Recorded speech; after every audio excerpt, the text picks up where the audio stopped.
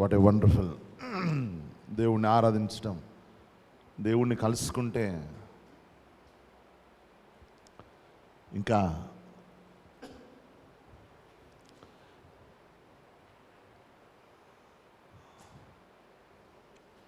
మనం దేవుణ్ణి కలుసుకుంటే అసలు ఒకసారి ఆ కలుసుకోవటం అలవాటు అయితే దేవుణ్ణి వదిలిపెట్టం. మనం దేవుణ్ణి వదిలేస్తున్నామంటే ఆయన ఎవరో మనకు అర్థం కాలే.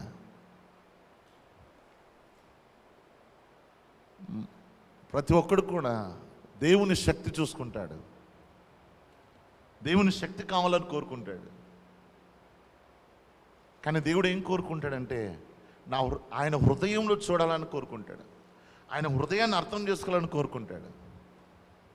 బాగా గుర్తుపెట్టుకోండి, ప్రతి ఒక్కడు పవర్ కోసమే. ఓకే, నేను దెయ్యాలు ఎలాగొట్టాలి, నేను ప్రవచించాలా, లేకపోతే నేను బాగా వాడబడాలా, ఇట్స్ వండర్ఫుల్, ఖచ్చితంగా కావాలి అది.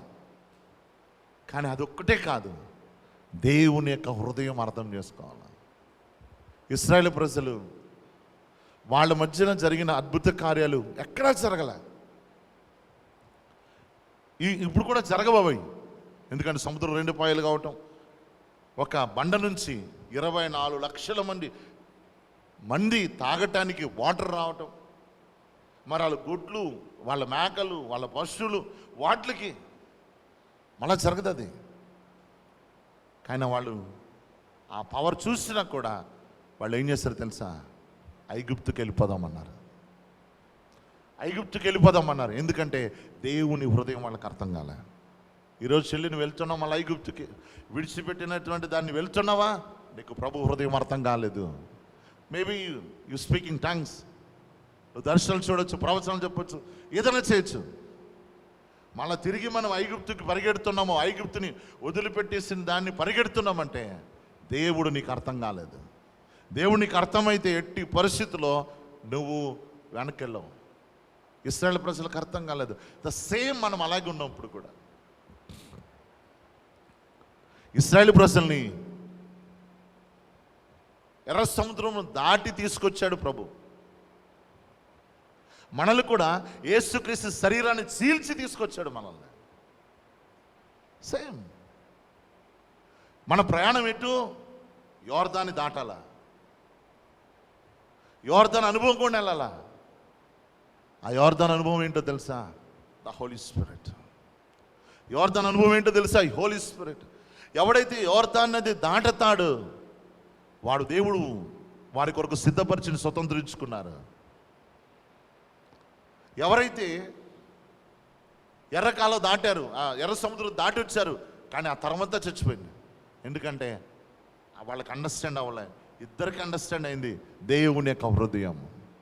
చెల్లి బాగా గుర్తుపెట్టుకో, యేసుక్రీస్తు ఎర్ర సముద్రాన్ని 2 పాయలుగా చేసి ఇశ్రాయేలు ప్రజలను ఐగుప్తు నుంచి బయటపడేశాడు దేవుడు. న్యూ టెస్టమెంట్ బిలీవర్స్గా యేసుక్రీస్తు శరీరాన్ని చీల్చాడు.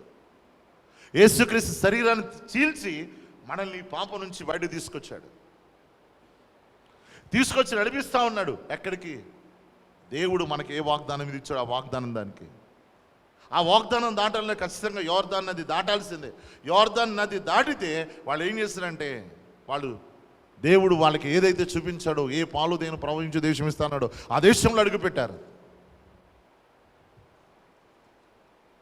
మనం అడుగు పెట్టలేకపోతున్నాం.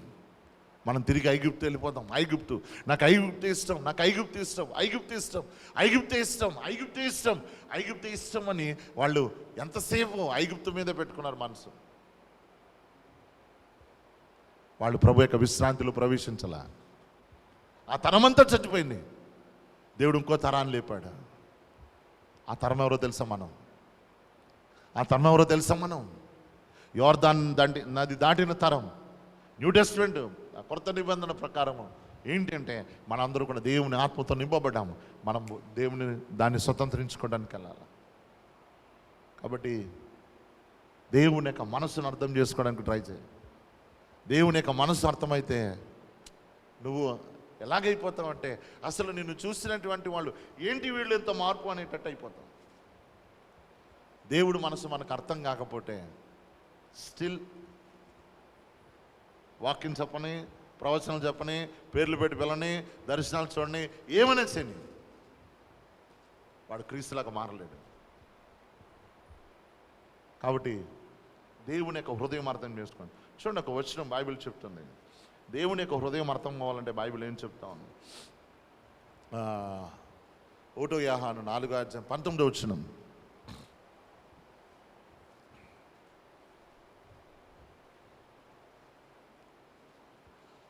ఆయనే మొదట మనలను ప్రేమించను గనుక మనం ప్రేమించుచున్నాము. దేవుని ప్రేమించాలనుకున్నావా? First know his love. ఆయనే మొదటి మనలను ప్రేమించను గనుక మనం ప్రేమిస్తున్నాము. అంటే దేవుని ప్రేమ నీకు అర్థం కాకపోతే నువ్వు ప్రేమించలేవు. అందుకొస్తే దేవుని యొక్క హృదయం మనకు అర్థం కావాలా. మనందరికీ దేవుణ్ణి ప్రేమించాలని చాలా ఆశ ఉంటుంది. దేవుని ప్రేమించడానికి ఇష్టపడుతుంటాం. దేవుని ప్రేమించడానికి మనం ఏం చేస్తుంటే కొన్ని పనులు చేస్తుంటాం. కానీ బైబిల్ చాలా స్పష్టంగా చెప్తుంది, ఆయనే మొదట మనల్ని ప్రేమించను కనుక మనం ప్రేమిస్తున్నాము అంటున్నాడు. ఇదే పరిశుద్ధ లేఖనం ఏమని చెప్తా చూడండి. రోమీయులకు రాసిన పత్రిక 5:5 రోమీయులకు రాసిన పత్రిక 5:5 ఈ నిరీక్షణ మనల్ని సిగ్గుపరచదు, మనకు అనుగ్రహించబడిన చూడండి, మనకు అనుగ్రహించబడిన పరిశుద్ధాత్మ ద్వారా దేవుని ప్రేమ మన హృదయంలో కుమ్మరించబడుతుంది. నీకు నిజంగా హోలీ స్పిరిట్ అనుభవం ఉన్నా ఖచ్చితంగా దేవుని ప్రేమను తెలుసుకోవాలా. ఎందుకంటే ఈ పరిశుద్ధాత్మ దేవుడు ఏం చేస్తున్నాడు? దేవుని ప్రేమ మన హృదయాల్లో కుమ్మరిస్తున్నాడు. ఈ పరిశుద్ధాత్మ దేవుడు ఏం చేస్తున్నాడు? మన హృదయాల్లో ఆ దేవుని ప్రేమను కుమ్మరించి దేవుని ప్రేమ ఎట్టిదో మనకు తెలియపరుస్తూ ఉన్నాడు. కాబట్టి నువ్వేం చేస్తున్నావు? దేవుణ్ణి ప్రేమిస్తున్నావు. దేవుణ్ణి ప్రేమించేవాడుగా ప్రేమించేదానిగా అవుతున్నావు. అంటే దేవుడు చూడండి, ఈ రెండింటికి కనెక్షన్ ఎలాగ ఉందో చూడండి. అక్కడ యోహాను భక్తుడు అన్నాడు, దేవుడు మనల్ని ప్రేమించాడు కనుక మనం దేవుణ్ణి ప్రేమిస్తున్నాం. దేవుణ్ణి ప్రేమించాలంటే ఫస్ట్ ఆయన ప్రేమ మనం తెలుసుకోవాలి. అందుకొస్తే దేవుడు ఏం చేశాడు? పరిశుద్ధాత్మ దేవుడిని మన మన మన మీదకు కుమ్మరించి, ఆ పరిశుద్ధాత్మ దేవుడి పని ఏంటంటే దేవుని ప్రేమ మనకు రిలీజ్ చేయడం, దేవుని ప్రేమను రిలీజ్ చేయడం, దేవుని ప్రేమ మనకు అర్థమయ్యేటట్టు చేస్తాడు. దేవుని ప్రేమ మనకు అర్థమయ్యేటట్టు చేస్తాడు. ఎప్పుడైతే ఆ ప్రేమ మనకు అర్థమవుతుందో మనం ఏం చేస్తాడు? దేవుణ్ణి ప్రేమిస్తుంటాం. అన్న నాకు ఎప్పుడు అర్థం చేయట్లేదన్నా, ఈరోజు ఎంకరేజింగ్ వర్డ్ విన్నాక ఈ లోకమంతా కూడా ఓకే, ఈ ప్రపంచం అంతా కూడా వినోదాన్ని, అంటే దేవుడు దేన్ని పాపం అన్నాడో ఈ ప్రపంచం అంతా వినోదం అంటున్నారు. వినోదం అంటే అది అది సంతోషం. టీవీ సీరియల్స్ కానివ్వండి, లేకపోతే సినిమాలు కానివ్వండి, లేకపోతే ఏ ప్రోగ్రామ్స్ అయినా సరే, ఏ ప్రోగ్రామ్ అన్నా తీసుకో, దాంట్లో పాపాన్ని ఆస్తిగా చూపిస్తాడు. అంటే మానవుడికి ఆహ్లాదపరిచేది ఏంటి? పాపము. మానవుడికి ఆహ్లాదపరిచేది ఏంటి? పాపం. అంటే ఎంత ఎక్కువ పాపం ఉంటే అంత ఎక్కువగా మానవుడు ఆనందిస్తూ ఉన్నాడు. అంటే పాపం ఆనందాన్ని పంచుతుంది, కానీ దేవుడు దాన్ని ఏం చేస్తాడంటే అసహించుకుంటున్నాడు. దేవుడు దాన్ని అసహించుకుంటున్నాడు. ఓకే, సో ఇప్పుడు ఏమైపోయింది? నువ్వు నేను కూడా ఎంత సంతోషించామో ఆ పాపం యొక్క జీతం ఏంటో తెలుసా? ఆ పాపం యొక్క జీతం వస్తుంది. జీతం దేనికి? కష్టపడితే వచ్చేదాన్ని జీతం అంటారు. ఓకే, మనం కష్టపడుతున్నాం, మనకి దాని ప్రతిఫలం, మనం ఏం కష్టపడుతాం దానికి ప్రతిఫలము. ఈ ప్రపంచమంతా నువ్వు ఏంటి డబుల్ మీనింగ్ జోక్స్ తింటే నీ శరీరం ఆనందంతో నిండిపోద్ది అంటున్నది ఈ ప్రపంచం. దేవుడు అంటున్నాడు దానివల్ల నీకు జీతం వస్తుందిరా బాబు. ఆ జీతం ఏంటంటే నీ నరకాన్ని తీసుకెళ్తుంది, నేను దుఃఖపరుస్తుంది, అది నీ జీవితం నాశనం చేస్తుందని దేవుడు అంటున్నాడు. ఈ ప్రపంచం అంతా కూడా నువ్వు సంతోషంగా ఉండగలుగుతావు, నువ్వు ఆనందంగా ఉండగలుగుతావు, నువ్వు ఇంకా ఇంకా ఇంకా ఇంకా ఇంకా ఇంకా చాలా చేయగలుగుతావు అని ఈ ప్రపంచం మనకు నేర్పిస్తుంది. కానీ దేవుడు నేర్పిస్తున్న మాట, దేవుడు చెప్తున్న మాట ఏంటంటే నో, అది ఏమవుతుందంటే నీ యొక్క దానివల్ల నువ్వు జీతం పొందుకుంటావు. ఆ జీతం ఏంటంటే నిత్య నరకము అంటుంది బైబిల్. యేసుక్రీస్తు ప్రభు ఈ భూమి మీదకి వచ్చాడు. వచ్చి ఏమైపోయింది? మనకి రావాల్సిన ప్రతి జీతం అంతా యేసుక్రీస్తు తీసుకున్నాడు. మనకు రావాల్సిన ఏ జీతం అయితే మనకు వస్తుందో, ఏ వినోదం అయితే మనం అనుభవించామో, ఏ వినోదం అయితే మనం చేస్తూ వచ్చామో, ఇప్పటి వరకు మనం చేసిన ప్రతి వినోదానికి ఒక జీతం వచ్చింది. ఆ జీతాన్ని ప్రభు తీసుకున్నాడు. ఆ జీతం ఎలాగుంది తెలుసా? ప్రభు స్వరూపం మారిపోయింది. యేసు స్వరూపం మారిపోయింది. ఎలా మార్చేసింది? గాయాలతో మారిపోయింది. గుర్తుపట్టలేనటువంటి వాడిపోయాడు. ఎంత గుర్తుపట్టలేకుండా అయిపోయాడంటే 3 సంవత్సరాలు మరియ యేసుక్రీస్తు తిరిగింది. తిరిగి లాస్ట్ చూసింది యేసుక్రీస్తు యొక్క భయంకరమైనటువంటి ఆ యొక్క శిక్ష. పునరుద్ధరణ తర్వాత మరియ గుర్తుపట్టలే, తోటమాల అనుకుంటుంది. ఎందుకు? ఆ ప్రభు వేరు, కనిపించేవాడు వేరు. రూపం మారిపోయింది, గుర్తుపట్టలేదు. అప్పుడున్న రూపం ఎలాగుండి? మొత్తం అంతా గాయాలే. మనకి Mel Gibson passion of Christ చూపించినందుకే యూదులు కేసేశారు ఆయన మీద. ఇంకా దారుణంగా కొట్టారు యేసుక్రీస్తుని. వాడు చూపించే జస్ట్ మనకి సినిమా కాబట్టి నిజంగా కొట్టలే, ఓకే, జస్ట్ అది పెట్టాడంతే, మామూలు పెట్టాడు. ఆ పెట్టిందాన్ని మానవుడు చూడలేకపోతే అబ్బా ఇంత దారుణమా అనిపించింది. అసలు ఒరిజినల్గా ఇంకా దారుణంగా ఉంది యేసుక్రీస్తు యొక్క శరీరం. గుర్తుపట్టలేనటువంటి యెషయా ముందే చెప్పాడు, యెషయా భక్తుడు ముందే చెప్పాడు, యేసుక్రీస్తు స్వరూపం లేని వాడిగా అయిపోయాడు. స్వరూపం లేకపోవడం అంటే షేపులు మారిపోయినాయి, ముఖం మారిపోయింది. ఎందుకు మారిపోయింది యేసుక్రీస్తుది? నువ్వు ఏ వినోదం అయితే చూస్తావో ఆ వినోదం వల్ల ఏ జీతం అయితే వస్తుందో ఆ జీతాన్ని ప్రభు తీసుకున్నాడు శిలువ మీద. ప్రభు తీసుకున్నాడు. ఎలా తీసుకున్నాడు? ప్రతిదీ గాయమే. జీతం ఎలాంటి జీతం? నువ్వు ఏ సంతోషం గంతులేస్తూ డబుల్ మీనింగ్ ఎంజాయ్ చేస్తూ ఇంకా భయంకరమైనవి చేస్తూ ఉన్నావు చూసావా, దాన్ని ప్రభు తీసుకుని సత్యం. లోకం చెప్తున్న సత్యం ఏంటి? ఎంజాయ్ ఎంజాయ్ ఎంజాయ్ ఎంజాయ్ అని చెప్తుంది. మనం కూడా ఓకే దాని వెనకాల పరిగెడుతున్నాం. మనం ఎంత దారుణం చూడండి, ఎంజాయ్ ఎంజాయ్ అనే దాన్ని పెడుతున్నాం, కానీ దాని వెనకాల ప్రభు యొక్క గాయం ఎంత అయిందో మనకు అర్థమవుతాం లేదు. అందుకోసం మనం ఏం చేస్తున్నామంటే ఈజీగా అమ్మేస్తున్నాం మనం ప్రభుని. ఈజీగా భారం పెట్టేస్తున్నాం. ఈజీగా యోధ యేసుక్రీస్తుని ఎలాగ అమ్మేస్తాడో తెలుసా? ముద్దు పెట్టాడు. బోధకుడా నవ్వుతూ ముద్దు పెట్టాడంట. బోధకుడా అని నవ్వుతూ ముద్దు పెట్టాడంట. మనకు కూడా అంతే. సండే రోజు ఇందాక మనం పాడుకున్నాం, ఆశయ యేసయ్య నా ఆశయ నీతో ఉండాలని, ఆశయ నాకు 20 కృప కావాలని. ఎంత అద్భుతమైన పాట పాడామో అందరం. యోగుడు అని అద్భుతమైన పాట పాడాము. నెక్స్ట్ ఈ గేటు దాటిన తర్వాతనే బోధకుడా అవుట్. ఎందుకు అలా జరుగుతుంది? యోధాకు అర్థం అవ్వలే, మిగతా వాళ్ళందరికీ అర్థమయ్యాడు ప్రభు. ఎంతో కొంత అర్థమయ్యాడు, కానీ యోధాకి అస్సలు అర్థం కాలే. యోధాకు అర్థం కాలేదు ప్రభు. అర్థమైతే చేస్తుండేవాడు కాదు. చెప్పినా కూడా అర్థం కాలేదు యోధ. చూడండి, అది యోధా స్వభావం. అది ఎంత యేసుక్రీస్తు చెప్పాడు, నువ్వు నమ్మేస్తారు అన్నా కూడా వెళ్ళి అదే పని చేశాడు. ఇక్కడ చర్చిలో ఎన్నిసార్లు చెప్తున్నాను మీకు, ఇది చేయకండి అంటే నువ్వు అలాగే చేస్తున్నావు అంటే నీ యోధా, నీ స్వభావం యోధా స్వభావం మార్చుకో.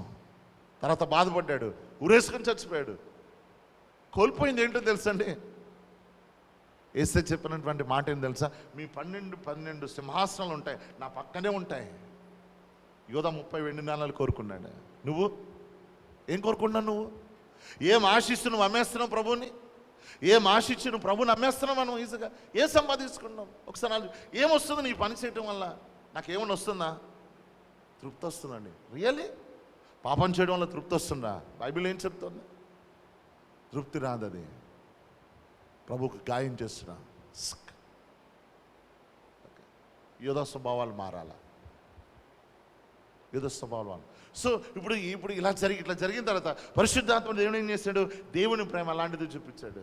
అరే నువ్వు నన్ను అలా చేసినాను, గాయపరిచిన సరే నేను విడిస్తలేదు, దినమెల్లా చేతులు చాపుతున్నాను, రా కమ్ బ్యాక్, నా దగ్గరికి వచ్చాయి, పర్వాలేదు, నువ్వు చేసావా, ఓకే. అందుకోసం అగాపే ప్రేమ అంటారు. అది ఎవరికి అర్థం కాదు. ఈ మానవ జాతికి అర్థమవుతుంది. అదే అందుకోసం అర్థమవుక వీళ్ళందరూ ఏమంటున్నారు? ఇప్పుడు వేరే అన్యజనులు ఏమంటున్నారు? నువ్వు ఎన్ని తప్పులు చేసినా సరే ఎలా క్షమిస్తాడండి? మీ నాన్న క్షమిస్తాడా? వాళ్ళందరూ కూడా మానవుని ప్రేమతో ఆలోచిస్తే క్షమించాడు. దేవుని ప్రేమ ఏంటంటే అగాపే ప్రేమ. చాలాసార్లు చెప్పాను, 4 రకాల ప్రేమలు చెప్తాడు బైబిల్లో. 4 రకాలు. గ్రీక్లో 4 రకాల ప్రేమ వచ్చిన ప్రతిసారి మనం ఒకటే ప్రేమ కాదు, అక్కడ వాడిన పదాలను మనం చూసుకున్నట్లయితే అగాపే ప్రేమ, దేవుని ప్రేమ అగాపే, శాశ్వతమైన ప్రేమ. ఓకే, శాశ్వతమైన ప్రేమ అంటే ఆ ప్రేమలో ఏముండదు అస్సలు. ఫస్ట్ ఏ కొలత ఉందో చివరి వరకు అదే కొలత ఉంటుంది. మన మానవుని ప్రేమ ఎలాగుంటుంది, మనం ఈరోజు ఫ్రెండ్స్ ఉన్నాం అనుకోండి, మన ఇద్దరికి మించిన స్నేహితుడు ఎవడున్నాడు, మన ఇద్దరి మధ్య చిన్న గొడవ వచ్చింది అనుకోండి, మనకు మించిన బద్ధశత్రుడు ఎవడున్నాడు. అది ఈ లోకం ప్రేమ. అందుకోసం అన్యజనులకు అర్థమవుతలే, ఏంటి ఇది ఎలాగవుతుంది, ఎలా సాధ్యమవుతుంది అంటే హ్యూమన్ థింక్, ఈ మానవుని యొక్క మేధస్సుతో ఆలోచించారు కదా, ఈ బైబిల్ అర్థం కాదు. అది అర్థం అవ్వాలంటే హోలీ స్పిరిట్. అందుకోసమే పరిశుద్ధాత్మ దేవుడు ఆ ప్రేమను రివీల్ చేస్తాడు. ఎప్పుడైతే రివీల్ చేస్తాడో, ఓ ప్రభా ఎంత తప్పు చేశాను నేను, ఎంత తప్పు చేశాను ప్రభా నేను, నన్ను క్షమించు అని నేను ప్రభు దగ్గరికి వస్తాం. అప్పుడు నువ్వు ప్రేమిస్తావు దేవుణ్ణి, అప్పటి వరకు నువ్వు ప్రేమించు. అది బైబిల్ చెప్తున్న సత్యం. కాబట్టి ప్రియమైనటువంటి వాళ్ళారా గుర్తుపెట్టుకోండి, లాస్ట్ డేస్లో ఉన్నాం. Come back to God. దేవుడి దగ్గరికి మనం తిరిగి వచ్చాం. వెళ్ళిపోయే మాట దాటేసాం మనం. కమ్ బ్యాక్ టు గాడ్, దేవుడి దగ్గరికి వచ్చేద్దాం. అంటే కృప మనకు దయచేయను గాక. ఆమేన్, హల్లెలూయా. ఓకే, చూడండి, మనం ఈరోజు కూడా అబ్రహాం గురించి ఒక చిన్న మాట చెప్పేసి నేను క్లోజ్ చేస్తాను. ఎంతమంది అబ్రహాం గురించి నేర్చుకుని నాకు తెలియదు, కానీ యెషయా గ్రంథం 51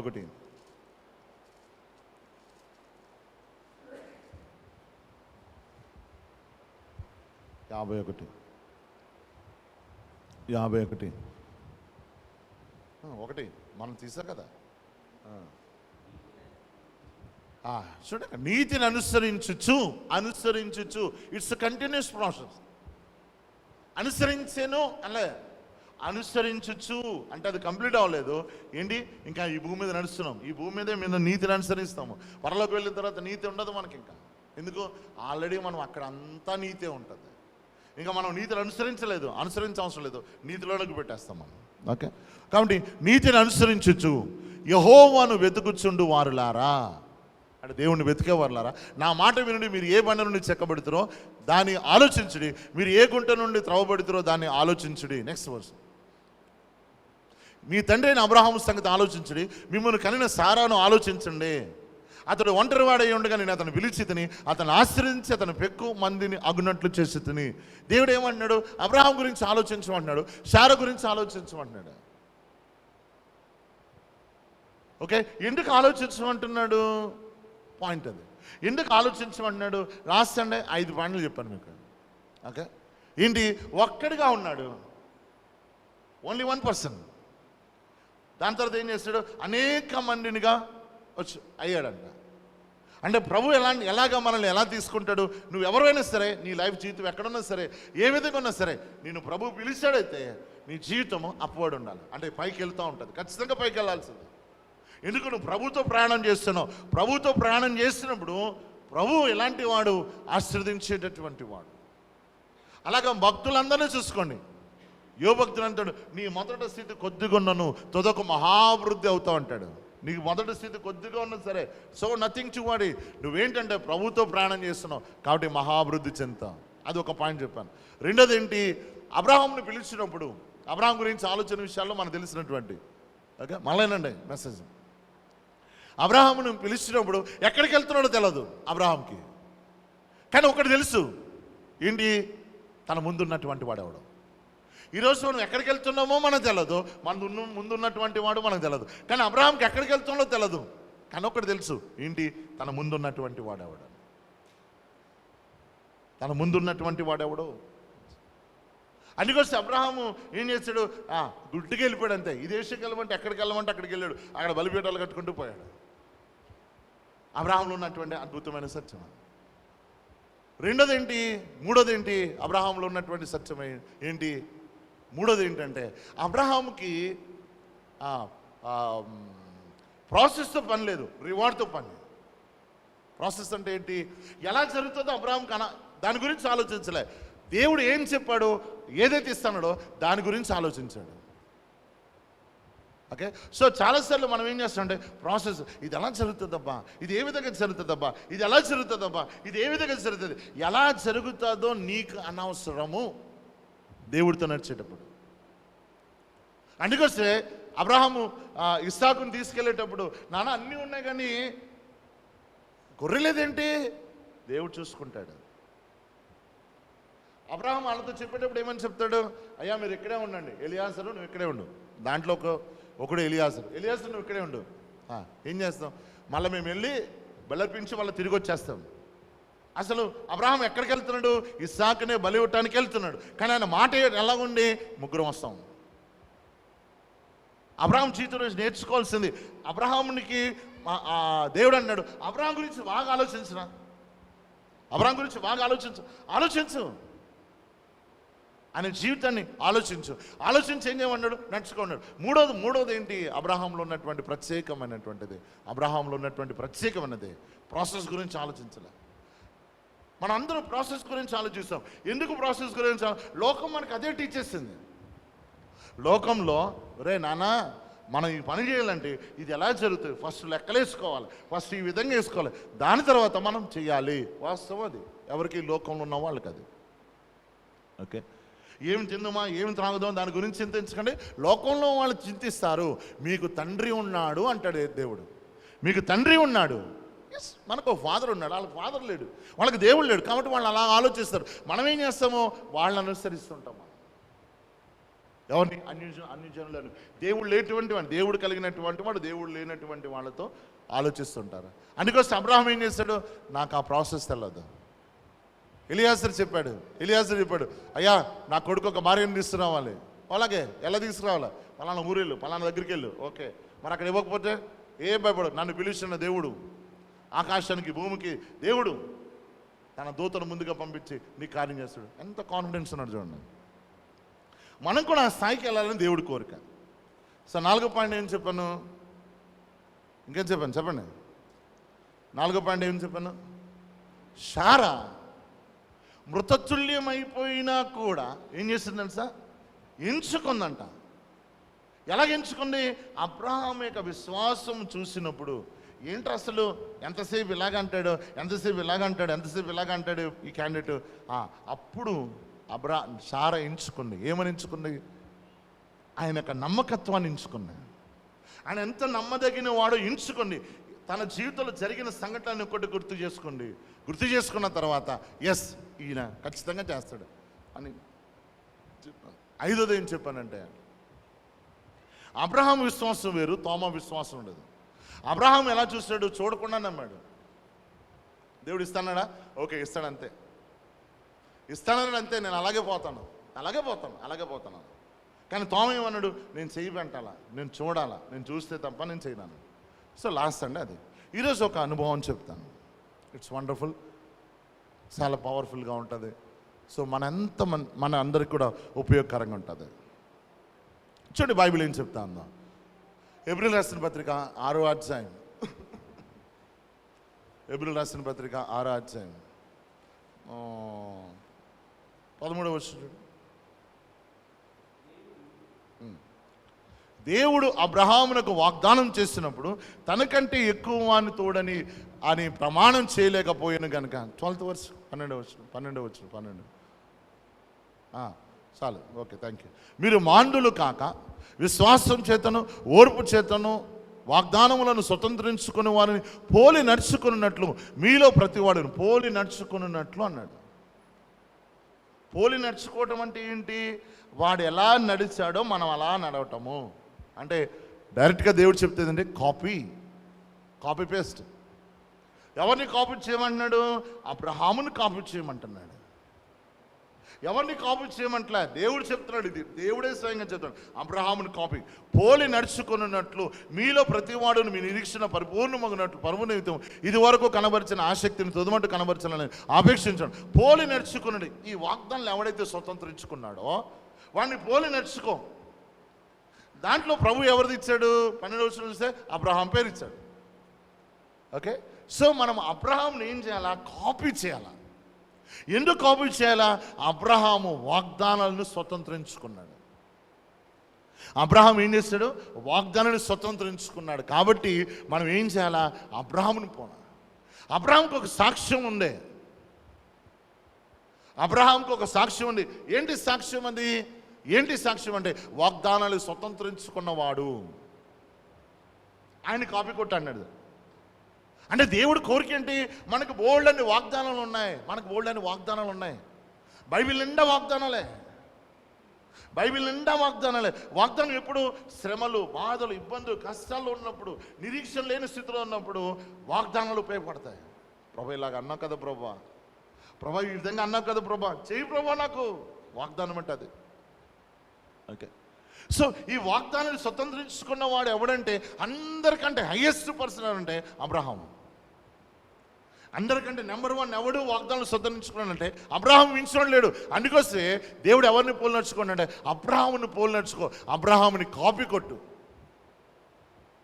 అబ్రహాముని కాపీని కొట్టు. అందుకొస్తే యెషయా భక్తుడు చెప్పింది ఏంటంటే అబ్రహాముని బాగా ఆలోచించు, శారమ్మని గురించి ఆలోచించు, వాళ్ళిద్దరి గురించి ఆలోచించండి అని. ఓకే, ఇప్పుడు ఆలోచించడం ద్వారా మనకి ఏమర్థమవుతుంది? 5 చెప్పాను, 6ది చెప్తాను.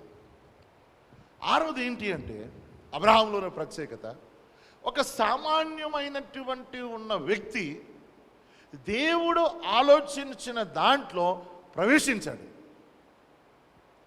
ఒక సామాన్యమైనటువంటి వాడు, ఒక సామాన్యమైనటువంటి వ్యక్తి, ఒక సామాన్యమైనటువంటి వాడు దేవుడు ఏ ఆలోచనలు అయితే కలిగి ఉన్నాడో, ఏ తలంపులు అయితే కలిగి ఉన్నాడో, ఏ ఉద్దేశం అయితే కలిగి ఉన్నాడో దాంట్లో ప్రవేశించాడు అబ్రహాం.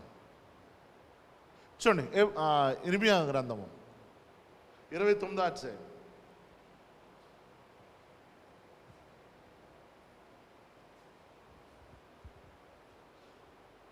11. నేను మిమ్మల్ని గూర్చి, చూడండి, నేను మిమ్మల్ని గూర్చి ఉద్దేశించిన సంగతులను నేను ఎరుగుదును, రాబో కాలమందు మీకు నిరీక్షణ కలిగినట్లుగా అవి సమాధానకరమైన ఉద్దేశాలే కానీ హానికరమైనవి కాదు. Sign by the creator of universe. అంటే సంతకం ఎవరిది? చీఫ్ మినిస్టర్ సంతకం, ప్రైమ్ మినిస్టర్ సంతకం, రాష్ట్రపతి సంతకం. సంతకానికి చాలా విలువ ఉంటుంది, నీ సంతకానికి కూడా విలువ ఉంటుంది. ఓకే, బ్యాంకులో నీకు సంతకం మ్యాచ్ అవ్వకపోతే నీ డబ్బులైనా గెండేస్తారు కాదు. ఇక్కడ ఏమంటున్నాడు? నేను మిమ్మల్ని గురించిన ఉద్దేశం సంగతులు ఎరుగును, రాబో కాలం ముందు నిరీక్షణ కలిగినట్లు అవి సమాధానకరమైన ఉద్దేశాలే కానీ హానికరమైనవి కాదు. ఇది యెహోవా వాక్కు. అంటే దేవుడు కొన్ని ఆలోచనలు కలిగి ఉన్నాడు అబ్రహాం పట్ల, కొన్ని ఉద్దేశాలు కలిగి ఉన్నాడు అబ్రహాం పట్ల. అవి ఎటువంటివి? రాబో కాలమందు, ఓకే, మంచి ఆలోచనలు, గాడ్ ప్లాన్ అన్నమాట. దేవుని యొక్క ప్రణాళిక చాలా అద్భుతంగా ఉంది. ఈ అద్భుతమైనటువంటి ప్రణాళికలో ఒక సామాన్యమైనటువంటి అబ్రహాము ఆ ప్రణాళికలో అడుగుపెట్టి ఆ ప్రణాళికను ముగించి దేవుడు ఏదైతే అనుకున్నాడో అది సక్సెస్ఫుల్గా ఈ ప్రపంచానికి చూపించాడు. మరొకసారి చెప్తాను గుర్తు. దేవుని లేఖనం ప్రకారము ప్రతి ఒక్కడి గురించి ఒక ఉద్దేశం కలిగి ఉన్నాడు దేవుడు. ఏ ఉద్దేశాలు కలిగి ఉన్నాడు? అబ్రహాము నుంచి, అబ్రహాం యొక్క కడుపులో నుంచి అనేక మందిని ఆశీర్వదించాలనుకున్నాడు. ఓకే, అబ్రహాం పిలిచాడు, దేవుడు ఏమని చెప్తాడు? నేను నిన్ను అనేక జనములకు తండ్రిగా చేస్తాను. ఓకే, నేను ఆశీర్వదించువని నేను ఆశీర్వదిస్తానంటాడు. ఓకే, నేను దూషించువని నేను దూషిస్తానంటాడు. నేను శపించువని నేను శపిస్తానంటాడు. సో ఏ వాగ్దానం అయితే ఇచ్చాడో ఆ వాగ్దానము అబ్రహాము 100% ఫుల్ఫిల్ చేసుకున్నాడు. మన వ్యక్తిగత జీవితాల్లో మనకు కూడా కొన్ని ప్లాన్స్ ఉంటాయి, కొన్ని ఉద్దేశాలు ఉంటాయి. గుడ్, మంచిది అది. తర్వాత దేవుడికి కూడా ఉద్దేశాలు ఉన్నాయి. పరిశుద్ధ లేఖనం చెప్తుంది అపవాదికి కూడా ఉద్దేశాలు ఉంటాయి. అపవాది గారి యొక్క ఉద్దేశం ఏంటి? వాడు మనల్ని తయారు చేయలేదు, కానీ వాడి యొక్క ఉద్దేశం ఏంటంటే దేవుడు ఏ ఉద్దేశాన్ని అయితే కలిగి ఉన్నాడో దాన్ని తిరిగి రాయగలుగుతాడు. దేవుడు ఏ ఉద్దేశాన్ని అయితే కలిగి ఉన్నాడో, ఓకే, ఆ ఉద్దేశాన్ని రీరైట్ సైటన్ అంటే ఏం చేస్తాడు? ఆ ఉద్దేశాన్ని తిరిగి రాయగలుగుతాడు. ఇప్పుడు మనం ఇక్కడ ఉన్నామంటే, ఓకే, మనం ఇక్కడ ఉన్నామంటే మన పట్ల దేవుడు ఒక ఉద్దేశం కలిగి ఉన్నాడు. ఒకటి, నీకు కూడా కొన్ని ఉద్దేశాలు ఉంటాయి. ఎందుకు? సేమ్ అదే ఆలోచనలు కలిగినటువంటి వాడు కనుక నీకు కూడా కొన్ని ఉద్దేశాలు ఉంటాయి. మూడోది ఎవరికి ఉంటుందంటే మన జీవితం పైన దేవుడికి ఒక ఉద్దేశం ఉంది, నీ జీవితం పైన నీకు ఉద్దేశం ఉంది, నీ జీవితం పైన అపవాదికి కూడా ఉద్దేశం ఉంటుంది. వాడి ఉద్దేశం ఏంటి? దేవుడు ఏ ఉద్దేశం కలిగి ఉన్నాడో ఆ ఉద్దేశాన్ని నాశనం చేయటం. బోల్డ్ అన్ని సార్లు మనం ఎవరి చేత రాయించబడతాం తెలుసా? అపవాది చేత రాయించబడతాం. సో మెనీ టైమ్స్ అపవాదిగాడు మన జీవితాన్ని ఏం చేస్తాడు తెలుసా? తిరిగి రాసేస్తాడు. ఇదేంటి దేవుడు విజయవంతుడు. నువ్వు విజయవంతుడు కాదు, నువ్వు ఓడిపోయినటువంటి వాడు. నేను ఓడిపోయేటట్టు చేస్తాను చూడు, నేను ఖచ్చితంగా నేను ఓడిపోయేటట్టు చేస్తానని ఏం చేస్తా తెలుసా? రీరైట్ అంటే రాసిన దాన్ని తిరిగి రాయటము. రాసిన దాన్ని తిరిగి రాయటం అంటే ఎప్పుడు రాస్తాం చెప్పండి? రాసిన దాన్ని మనం తిరిగి ఎప్పుడు రాస్తాం? మొదటి రాసింది తప్పైనప్పుడు తిరిగి రాస్తాం మనం, అంతే కదా? వేరే రాయటం అంటే మొదటిసారి తప్పుగా రాస్తాం అనుకోండి, అది కొట్టేసి మళ్ళా రాస్తాం.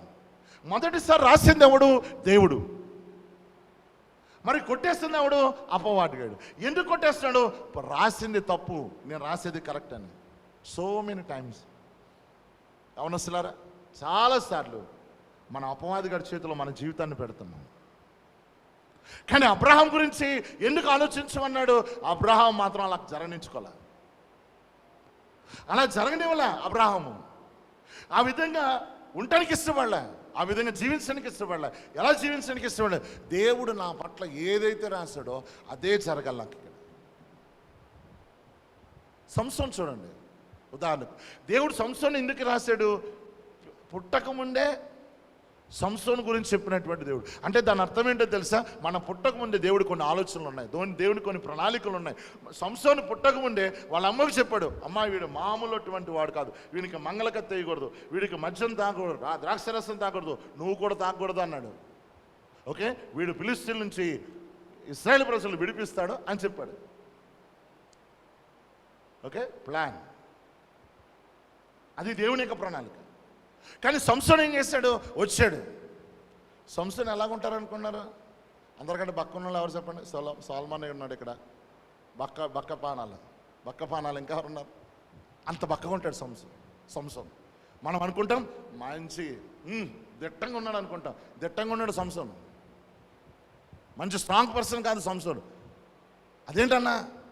అందుకు స్ట్రాంగ్ పర్సన్ కాదు కాబట్టి ఈ బక్కగా ఉన్నవాడు ఈ తలుపులు ఎలా మోసుకెళ్తున్నాడు రా, వీడు అనుకున్న శక్తి ఏంట్రా కనుక్కోవటానికి దిలేలని పంపించారు. ఒకవేళ స్ట్రాంగ్ ఉన్నాడు అనుకో, ఆడు బలవంతుడు, ఆడమైపోతే ఆడు మోస్తాడు రా అనేవాళ్ళు. అలా కాకుండా వీడి శక్తి ఏంటి? వీడు చూస్తేనే ఎంత బక్కగా ఉన్నాడు, వీడు ఏంటి ఈజీగా కట్లు కట్టేసి ఉండి అప్పుడు దాకా బాగానే ఉన్నాడు. వీడు ఎప్పుడైతే కట్లు సడన్గా వీడు ఏం చేస్తాడు? టక్కని కట్లు దించేసుకున్నాడు. ఓకే, ఒక బక్క పీసాడు దవడెముక్క పట్టుకుని, గాడిద దవడెముక్క పట్టుకుని 1000 మంది కొట్టాడు. నో, ఇది డిఫరెంట్గా ఉండేది. అది దీని వెనకాల ఏదో సీక్రెట్ ఉంది. వీడి వెనకాల ఉన్న బలం ఏంటో తెలుసుకోమని దెలీలాకి డబ్బులు ఇచ్చారు. వీడు అనుకున్న బలం ఏంటో, వీడు అనుకున్న బలం అంటే వాడికి ఆ బలం లేదనమాట, వీడి వెనక ఏదో శక్తి ఉందన్నమాట. అంటే దాని అర్థం ఏంటి? వీడంత స్ట్రాంగ్ కాదు సంసోన్, అంత స్ట్రాంగ్ కాదు, బక్కోడు, వెరీ థిన్ పర్సన్. కానీ ఎప్పుడైతే యెహోవా ఆత్మ వచ్చేసరి కల్లా బలవంతుడు అయిపోతున్నాడు, డిఫరెంట్ పర్సన్ అయిపోతున్నాడు. అది తెలుసుకోవడానికే దెలీలాని పంపించారు. ఎప్పుడైతే ఈ బక్క పలసనటువంటి సంసోను అపవాదుల చేతిలో పెట్టాడో, రీరైట్ రాసింది, నువ్వు బలవంతుడు కాదురా, నువ్వు ఓడిపోయినటువంటి వాడు, నిజంగా జరగలేదా? సీక్రెట్ రివీల్ చేశారు కదా. ఆ సీక్రెట్ ఏం చేశాడు చెప్పాడు, నా తలను వెంట్రుకలు తీసేసినప్పుడు నేను బలహీనుని అయిపోతాను అన్నాడు. అంటే వెంటనే గురుకున్నారు. ఎక్కడికి వెళ్ళిపోయాడు? ఏ ఫిలిస్తీన్లైతే సంసోన్ చూసి భయపడిపోయేవారో ఆ ఫిలిస్తీన్ల మధ్యకి వెళ్ళిపోయి ఎలాగైపోయాడు? ఆయన ఈ తిరగలి ఇస్రాయేలువాడిగా అయిపోయాడు. అది వర్షాలుగా దేవుడు ప్రణాళిక కాదు. మరి ఎలాగైపోయింది తన జీవితంలో? ఇచ్చేసాడు రాయమని. ఎవరికి? అపవాదికి. అలాగే ఇక్కడ ఉన్నటువంటి తమ్ముడు చెల్లి గుర్తుపెట్టుకో, నీ జీవితానికి దేవుడు అద్భుతంగా రాశాడు నీ జీవితాన్ని. అవి సమాధానకర ఉద్దేశాలు, ఎంత మాత్రం హానికరమైనవి కాదు. ఇది యెహోవాకు అన్నాడు, సాయం చేశాడు దేవుడి కింద. ఈ సమాధాన ఉద్దేశాలు ఎంత మాత్రం హానికరమైన కాదు, అది నిరీక్షణ కలిగినట్లు అన్నాడు. అంటే నిరీక్షణ అంటే ఏంటి? ఖచ్చితంగా జరుగుతుంది అన్నట్టు. దాని గురించి కొంచెం ముందుకెళ్ళక చెప్తాను. సో దేవుడు ఒక ప్రణాళిక కలిగి ఉన్నాడు ఒక మనిషి పట్ల. నీకు కూడా కొన్ని ప్రణాళికలు ఉంటాయి. ఓకే, దేవుడు ఎరగనటువంటి వాళ్ళు బోల్డ్ ఎంతమంది సైంటిస్టులు ఉన్నారు. ఇప్పుడు మన భారతదేశంలో ఉన్నటువంటి సైంటిస్టులు అందరూ కూడా అమెరికా దేశంతో పోటీ పడుతున్నారు. వారికి ఆ జ్ఞానం ఉంది. వాడు సైంటిస్ట్ అవ్వాలనుకోండి, వెళ్ళాడు, ఓకే, వాడి యొక్క ప్రణాళికలో వాళ్ళు. అలాగే దేవుడికి కూడా ప్రణాళిక ఉంది. అలాగే ఇంకొకటి తెలవంది ఏంటంటే అపవాది గాడికి కూడా ప్రణాళిక ఉంది. అపవాది గాడికి కూడా ప్రణాళిక ఉంది. ఆ అపవాదికి ఉన్న ప్రణాళిక ఏం చేస్తాడు, వాడు ఏం చేస్తాడంటే రీరైట్, నీ జీవితాన్ని తిరిగి రాస్తున్నాడు. ఎలా రాస్తున్నాడు? దేవుడేమో ఓకే, ఇంగ్లీష్ బైబిల్ ఏమని రాస్తాడంటే ఎక్స్పెక్టెడ్ ఎండ్ అని రాస్తాడు. ఎక్స్పెక్టెడ్ ఎండ్ అంటే ఏంటి? నువ్వు ఏ ఆశ కలిగి ఉన్నావో ఆ ముగింపు నీకు ఉంటుందిరా అన్నాడు. మన తెలుగు బైబిల్ అది లేదు. అవి సమాధానకు ఉద్దేశాలే కానీ హానికరం. హాని అనేది లేదు. మరి నీ జీవితం ఎందుకు హాని అయిపోతుంది? హాని కలిగిన వాడి చేతిలో నీ జీవితాన్ని పెట్టావు కాబట్టే వాడు నీ జీవితాన్ని తిరిగి రాసేసాడు.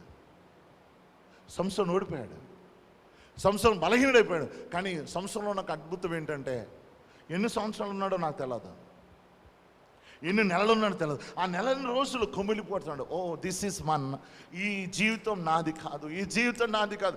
ఓ ప్రభా నన్ను క్షమించు, ఈ జీవితం నాది కాదు, నాది కాదు, ఇది నాది కాదని ఏడుస్తున్నాడు. దేవుడు తెలిసి ఇది మళ్ళీ తిరిగి రిస్టోరేషన్ జరుగుతుందని అప్పుడు అడిగాడు, ప్రభా ఒక్కసారి ఛాన్స్ నాకు, నా ప్రణాళికలో నేను అడుగుపెట్టే కృప దయచేయి. నన్ను ఎందుకోసం సృష్టించావో, ఎందుకోసం నన్ను తయారు చేసావు, ఆ ప్రణాళికలు అడుగుపెట్టే కృప నాకు దయచేయని దేవుడి దగ్గర వేడుకున్నప్పుడు మళ్ళా ప్రణాళికలు వచ్చాడు. ఏంటి ఆ ప్రణాళిక? దేవుడు కలిగిన ప్రణాళిక ఏంటి? ఫిలిష్తీయులను నాశనం చేయటం. కానీ ముగింపు చూడండి. ప్రియటంలో ఒకసారి ఆలోచించండి. దేవుని యొక్క ప్రణాళికలు అంటే అబ్రహాం చచ్చిపోయేటప్పుడు ఏం చేస్తాడు చెప్పండి? అబ్రహాం చచ్చిపోయేటప్పుడు ఏం చేస్తాడు చెప్పండి? ఎప్పుడైనా చదవరా? ఇలాగ ఆలోచించండి. అబ్రహాం చచ్చిపోయి ఏం చేస్తాడు? రే నేను చచ్చిపోతాను, అందరు రండి రా, ఓకే, అందరిని బ్లెస్ చేశాడు, కళ్ళు మూసాడు. యాకోబు అంటే చచ్చిపోయేటప్పుడు ఇంకా చచ్చిపోతాడు అంటే దాని అర్థం ఏంటంటే ప్రశాంతంగా చచ్చిపోయారు, చాలా హ్యాపీగా చచ్చిపోయారు. యోసేపు అరే నేను చచ్చిపోతాను, నేను చచ్చిపోయిన తర్వాత దేవుడు ఖచ్చితంగా మిమ్మల్ని అక్కడ తీసుకెళ్ళిపోతాడు, నా ఎముకలు తీసుకుంటారు అక్కడికే అని చాలా ప్రశాంతంగా చచ్చిపోయేవారు వాళ్ళు. అంటే వాళ్ళకి తెలిసింది, ఎందుకంటే వాళ్ళు దేవుడితో ఉన్నారు కాబట్టి. కానీ ఇప్పుడు మనకి ఆ ప్రణాళికలు లేవు కాబట్టి మనకు అది ఏం తెలుస్తలేదు. మనకి మన ముగింపులని కూడా భయంకరంగా రాను భయంకరంగా అయిపోతుంది. కానీ దేవుడు ప్రణాళికలు ఉన్నది అది. కానీ సంసోను ఎప్పుడైతే ఆ లాస్ట్ డే వచ్చేసిండో ఆయన చావు ఎంత అంటే అందరితో పాటు చనిపోయాడు. దేవుడు డిజైన్ చేసినది కాదు. మరి ఎందుకు ఎలాగొచ్చింది ఆ ప్రణాళిక? ఎలాగొచ్చింది? వాడు ఏం చేశాడు? సంసోను అపవాది చేతిలో పెట్టాడు. అపవాది చేతిలో పెట్టినప్పుడు నిశ్చయంగా వాడు కళ్ళు పీకేసరి అన్నీ జరిగిపోయినాయి. కానీ ఆ టైంలో దేవుడిని జ్ఞాపకం చేసుకోమన్నాడు కాబట్టి, దేవుడు జ్ఞాపకం చేసుకోండి కాబట్టి తిరిగి దేవుని యొక్క ప్రణాళికలు పెట్టాడు. సో కాబట్టి ఇక్కడ మీ అందరికి కూడా ఒక దేవుడు ఒక అద్భుతమైన ప్రణాళిక కలిగి ఉన్నాడు, ఒక మంచి ఉద్దేశం కలిగి ఉన్నాడు. అబ్రహాం ఆ ప్రణాళికలోకి వెళ్ళాడు. ఈ ప్రణాళికలోకి వెళ్ళేటప్పుడు ఎలాగెళ్ళాడు? అబ్రహాం కూడా మనలాంటి వాడు, బాగా గుర్తుపెట్టుకున్నాను. అందుకోసం చెప్పాను, అబ్రహాం నుంచి మనం నేర్చుకోవాల్సిన అద్భుతమైన పాఠం ఒక సామాన్యమైనటువంటి వాడు అన్నట్టు మనలాంటి వాడు. అందుకోసం అబ్రహాం గురించి ఆలోచించమన్నాడు. అబ్రహాము ఎలాంటి వాడు? బొమ్మలు నమ్ముకునేటటువంటి అబ్రహాము దేవుడు స్నేహితుడైపోయాడు. మనకు అది లేదు. మనకే చిన్నప్పటి నుంచి చర్చికి వెళ్ళాం, చిన్నప్పటి నుంచి సండే స్కూల్కి వెళ్ళాం. దేవుడు స్నేహితుడు కానీ దెయ్యానికి స్నేహితులం అయిపోతున్నాం. అబ్రహాం ఏంటి? బొమ్మలు, విగ్రహాలు అమ్ముకునేవాడు. విగ్రహాలు అమ్ముకునేటటువంటి వాడు దేవుని స్నేహితుడిగా పిలబడ్డాడు. అది ఆయన చెప్పుకోలే, నేను దేవుని స్నేహితుడు రా అని. మనం చెప్పుకుంటాం, నీకు తెలుసా, నేను కళ్ళు మూస్తానంటే టక్ కనపడిపోతాం, మనం చెప్పుకుంటాం. కానీ అబ్రహాం చెప్పుకోవాలి అలాగా. అబ్రహాంకి ఎవరు చెప్పారంటే దేవుడు చెప్తున్నాడు, నేను అబ్రహాం స్నేహితుడిని. ఓకే, అంటే ఒక సామాన్యమైనటువంటి వాడు దేవుని యొక్క ప్రణాళికలో అడుగుపెట్టాడు. ఎలాగ అడుగుపెట్టాడు దేవుని యొక్క ప్రణాళికలో? ఏ విధంగా మనం దాని నుంచి మనం ఏం నేర్చుకోవాలి, ఎలా నేర్చుకోవాలి? చూడండి,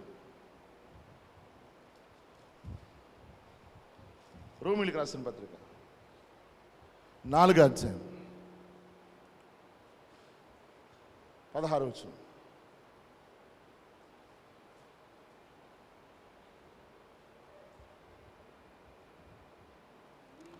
ఈ హేతు చేత ఆ వాగ్దానము యావత్ సంతతికి, అనగా ధర్మశాస్త్రం గల వారికి మాత్రం కాక అబ్రహాముకున్నట్టు విశ్వాసం గల వారికి కూడా దృఢము కావాలని కృపను అనుసరించినదై ఉండినట్లు అది విశ్వాసం మూలమైనను. 17 తాను విశ్వసించిన దేవుని ఎదుట అనగా మృతులను సజీవులుగా చేయవాడును లేని వాటి ఉన్నట్టుగా పిలిచేవాడనైనా దేవుడి ఎదుట అతడు మనందరికీ తండ్రి అయి ఉన్నాడు. ఇందును గూర్చి నెక్స్ట్ 18 నేను అనేక జనములకు తండ్రిగా నియమించితిని అని వ్రాయబడి ఉన్నది. నీ సంతానం ఇలాగుండునని చెప్పిన దానిని బట్టి తాను అనేక జనములకు తండ్రి ఎగినట్లు నిరీక్షణకు ఆధారం లేనప్పుడు అతడు నిరీక్షణ కలిగి నమ్మెను. అబ్రహాం ఎలాగా, ఏ విధంగా ఉన్నది ఇక్కడ అపోస్తలుడైన పౌలు గారు చెప్పారు. మళ్ళొకసారి చదవండి. ఇది నేను అనేక జనములకు తండ్రిగా నియమించదనని వ్రాయబడి ఉన్నది. నీ సంతానం ఇలాగుండని చెప్పిన దాన్ని బట్టి తాను అనేక జనములకు తండ్రి ఎగినట్లు నిరీక్షణకు ఆధారం లేనప్పుడు అతడు నిరీక్షణ కలిగి నమ్మెను. నిరీక్షణకి ఆశకు తేడా ఉంటుంది. మనం అందరం ఆశ కలిగినటువంటి వాళ్ళము. ఆశ అంటే ఏంటి, నిరీక్షణ అంటే ఏంటి? ఆశ అనుకోండి, సిరోజ్ గారు మా ఇంటికి వస్తే బాగుండు, ఓకే, ఈ సండే వస్తే బాగుండు, అది ఆశనిది. నిరీక్షణ అనుకోండి, నిరీక్షణ అంటే ఏంటనుకోండి, అమ్మ రేపు పొద్దున్న సండే మీ ఇంటికి వస్తాను అన్నప్పుడు నువ్వేం చేస్తావు? ఓహో ఈ సండే రోజు అన్న వస్తాను మా ఇంటికి, కాబట్టి నువ్వేం చేస్తావు? దానికి తగ్గట్టు ప్రిపేర్ అవుతుంటావు, దాని ప్రకారం సిద్ధపడుతుంటావు. ఎవరన్నా అన్నారనుకో, ఏంటి ఈరోజు ఇలాగ, ఏంటి ఇవన్నీ సందడి ఏంటి, లేకపోతే ఇలాగంత బిజీగా ఉండండి, ఈరోజు పాస్టర్ గారు వస్తున్నారు మా ఇంటికి. వస్తాడా? వస్తాడు ఖచ్చితంగా. ఆయన మాట అన్నాడంటే వస్తాడు ఖచ్చితంగా. ఎన్ని గంటలకు వస్తాడు? నీతో చెప్పాడా? పాస్టర్ గారు నాతోనే చెప్పాలి, ఖచ్చితంగా వస్తానన్నాడు. ఇది ఏంటి? నిరీక్షణ. ఆశ ఏంటి? సిరోజ్ గారు మా ఇంటికి వస్తే బాగుండు, సోమవారం చూస్తున్నా వస్తా, రాలే, మంగళవారం, బుధవారం రాలే, గురువారం రాలే, ఆశ ఎదురు చూస్తున్నాం. ఈ రెండింటికి తేడా ఏంటో తెలుసా? నీ ఆశ వెనకాల ఏమీ లేదు, నేను చెప్పినట్టు నీకేం లేదు. నువ్వు ఆశపడ్డావు, ఓకే, నువ్వు ఆశ కలిగి ఉన్నావు, నేను వస్తానని. నేను నీకేం వాగ్దానం చేయలే, నేను వస్తానని నీకేం వాగ్దానం చేయలే.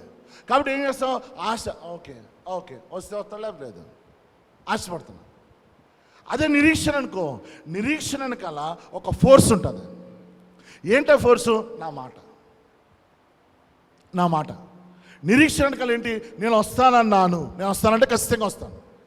ఇప్పుడు అబ్రహాంకి ఏంటి? నేను అనేక జనములకు తండ్రిగా నియమించని రాయబడి ఉన్నది గనుక, అంటే అలా రాశాడు కాబట్టి ఆయన ఏం చేస్తాడు? నిరీక్షణ కలిగినటువంటి వాడుగా ఉన్నాడు. ఆయన నిరీక్షణ కలిగినటువంటి, ఆశ కలిగినటువంటి వాడుగా లేడు, నిరీక్షణ కలిగినాడు. నిరీక్షణకు ఆధారం ఏంటి? వాక్యం. నిరీక్షణకు ఆధారం ఏంటి? వాక్యం. అంటే వాక్యం ఏంటి? నీ భవిష్యత్తులో ఇలా జరుగుతుంది, నేను ఇలా చేస్తాననుకుంటాను, ఇది నా ప్రణాళిక, ఇది నా ఆశ. ఓకే, ఇప్పుడు అబ్రహాం ఎలాగ ఎదురు చూస్తాడు? ఆయన అలా చెప్పాడు, నేను ఇలాగే ఉంటాను. ఆయన అలా చెప్పాడు, అవుతుందన్నాను, నేను దాని కొరకు ఎదురు చూస్తున్నాను. ఆయన చెప్పాడు, ఏమని చెప్పాడు? నేను అనేక జనములకు తండ్రిగా నియమించాను, రాయబడి ఉన్న ప్రకారము నీ సంతానం ఇలాగున్న దాన్ని చెప్పిన దానిని బట్టి. ఎవరు చెప్పారు? దేవుడు అబ్రహాముకు చెప్పాడు కాబట్టి అబ్రహాం ఏం చేస్తాడు? నిరీక్షణ కలిగి ఉంటున్నాడు, ఆశ కలిగి లేడు. ఆశ ఎలాగుంటుందంటే వాగ్దానం లేనటువంటిదిగా ఉంటుంది. అంటే నేను నీకు చెప్పలేదు, మీకు అర్థమవుతాను, నేను నీకు చెప్పలే ఏమని, మీ ఇంటికి వస్తానండి, కానీ నువ్వు ఆశ కలిగి ఉన్నావు, సిరోజ్ గారు వస్తే బాగుండు, సిరోజ్ గారు వస్తారండి. చాలాసార్లు అపవాది దీంట్లోనే క్రైస్తవుల్ని తీసుకెళ్ళిపోతున్నాడు. అంటే ఆ వాగ్దానాలు వెనక మనల్ని పరిగెట్టినట్లా, లేకపోతే దేవుడి దగ్గర నుంచి వాగ్దానం పొందుకునేటట్టు చేయకుండా ఏం చేస్తాడు? నువ్వు ఇలాగాను ఖచ్చితంగా జరగదు అలాగా. నీకు ఏదైనా జరగాలంటే ఖచ్చితంగా వర్డ్ రావాలి, వాక్యం రావాలి. దేవుళ్ళు ఉన్న గొప్పతనం ఏంటో తెలుసండి? నిరీక్షణకు ఆధారం లేనప్పుడు అతడు నిరీక్షణ కలిగి నమ్మాడు. ఎప్పుడైనా సరే నిరీక్షణకు ఆధారం లేదు అంటే ఇది జరుగుతుంది అన్నది లేదు ఛాన్స్. అటువంటి సమయంలో దేవుడు వాక్ ఇస్తాడు. ఈ పాయింట్ బాగా గుర్తుపెట్టుకో. దేవుడు ఒక మాట ఇస్తాడు. ఇప్పుడు చూడండి ఇక్కడ ఏమంటాడు, దీంట్లో ఎంత డెప్త్ టీచింగ్ ఉన్నాడు. నిరీక్షణకు ఆధారం లేనప్పుడు అంటే జరుగుతుంది అన్నది ఛాన్స్ లేదు. అబ్రహాం యొక్క శరీరాన్ని తీసుకుంటే అబ్రహాం 100 years 100 సంవత్సరాలు ఎక్కడ జరుగుతుంది? పిల్లలు ఎక్కడ పుడతారు? నో వే, పుట్టరు ఇలాగా. ఇప్పుడు ఏమైనా నిరీక్షణ అసలు ఆశ పెట్టుకోవడానికి ఛాన్స్ లేదు. కానీ ఏం చేశాడు దేవుడు? ఆ టైంలో అబ్రహాము నేను అనేక జనములకు తండ్రి చేశాడు. అప్పుడు ఏం చేశాడు? ఆ మాటను పట్టుకుని నిరీక్షణ తెచ్చుకున్నాడు. బాగా గుర్తుపెట్టుకోండి, మనకు ఎప్పుడైతే దేవుళ్ళు ఉన్న స్పెషాలిటీ ఏంటంటే నిరీక్షణకు లేకుండా ఉంటుంది. అంటే అంత కూడా భయంకరమైన పరిస్థితులు, అసలు ఇది ఏ మంచి జరుగుతలేదు, అంత చెడే జరుగుతుంది, అంతా కూడా డ్రై, మొత్తం అంతా కూడా ఫైనాన్షియల్గా డ్రై, ఫ్యామిలీలో డ్రై, అన్నింటిలో డ్రై అయిపోయింది. ఎక్కడ కూడా ఆశ లేదు, నవ్వు లేదు, ఎంత ఏడుపు ఏడుపు ఏడుపు ఏడుపు. దేవుళ్ళో ఉన్న స్పెషాలిటీ ఆ టైంలో ఒక ఓడిస్తాడు. ఎప్పుడైతే ఆ ఓడిస్తాడో ఆ మాటను పట్టుకున్నప్పుడు దేవుని సంబంధించినటువంటి శక్తి నీలోనికి వస్తుంది. అది అబ్రహాంకి వచ్చింది. అంటే super natural power, super natural hope, super natural faith. అంటే మానవ అతీతమైనటువంటి నిరీక్షణ దాంట్లో ఉంటుంది. దేవుని యొక్క మాటలో విశ్వాసం ఉంటుంది. అందుకోసమే మనం ఏం చేయాలా? నిరీక్షణకు ఆధారం లేదు, అంతా కూడా చెడు జరుగుతుంది, అంతా కూడా భయంకరమైన పరిస్థితులు కొండాల్తున్నాయి. అప్పుడు మనం ఏం చేయాలా? ప్రభా ఒక్క వర్డ్, ఒక్క మాట ప్రభా, ఒక్క మాట చాలు ప్రభా, ఒక్క మాటి ప్రభా, ఒక్క మాటి అని అడగాల. లేకపోతే బైబిల్ వెతుక్కోవాలా? మాట ఏమని అడగాల? బైబిల్ వెతుక్కోవాలి మనం. అప్పుడు దేవుడు నీతో మాట్లాడతాడు. ఎప్పుడైతే ఆ మాట నమ్మావో అబ్రహాము చూడు, నిరీక్షణ కాదు చెప్పినట్లు నిరీక్షణకు ఆధారం లేనప్పుడు నిరీక్షణ కలిగి నమ్మాడు. నిరీక్షణ కలిగి నమ్మాడు. ఏం జరిగినప్పుడు? అబ్రహాముకి అసలు ఆస్కారం లేనప్పుడు ఆ మాటను పట్టుకున్నాడు. ఆ మాటను పట్టుకునేసరికల్లా సూపర్ న్యాచురల్ ఫెయిత్ అంటే మానవ అతీతమైనటువంటి విశ్వాసం ఆయనలోనికి వచ్చింది. అది అతనికి నీతిగా ఎంచబడ్డదని బైబిల్ చెప్తుంది. సో రెండో పాయింట్ మనం ఏం నేర్చుకుంటున్నాం ఈరోజు?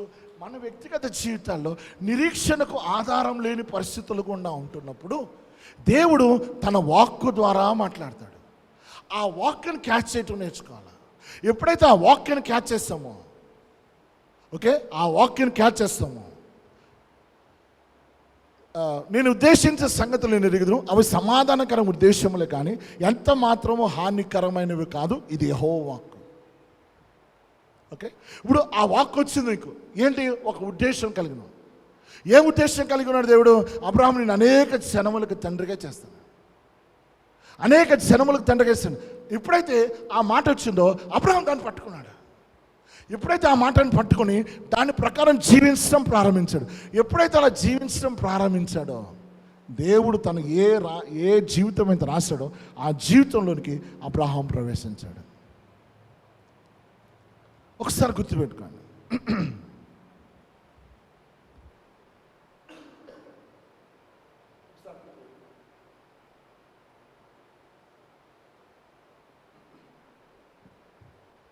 Important point. It's wonderful message.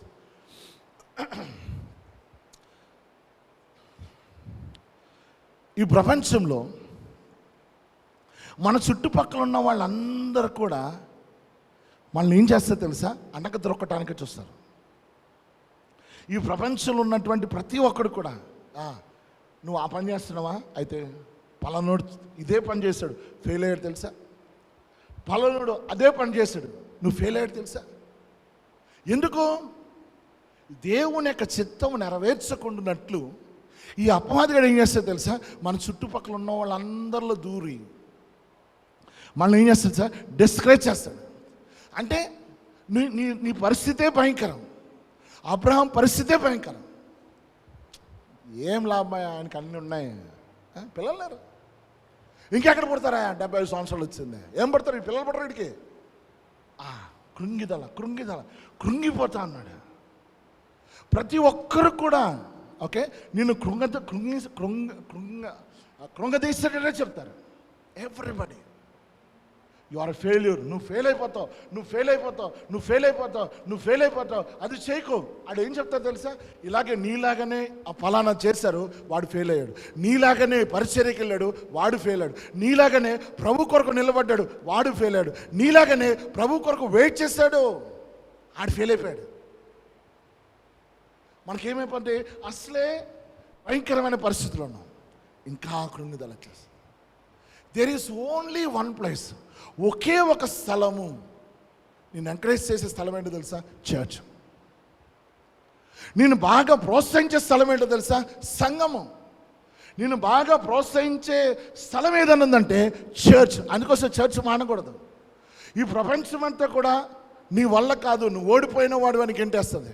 ఒకే ఒక ప్లేస్లో ఏం కాదు, లేవు, ప్రభు నీకు తోడుగా ఉన్నాడు. ఏం కాదు, నువ్వు విజయవంతుడి, లేచాడు.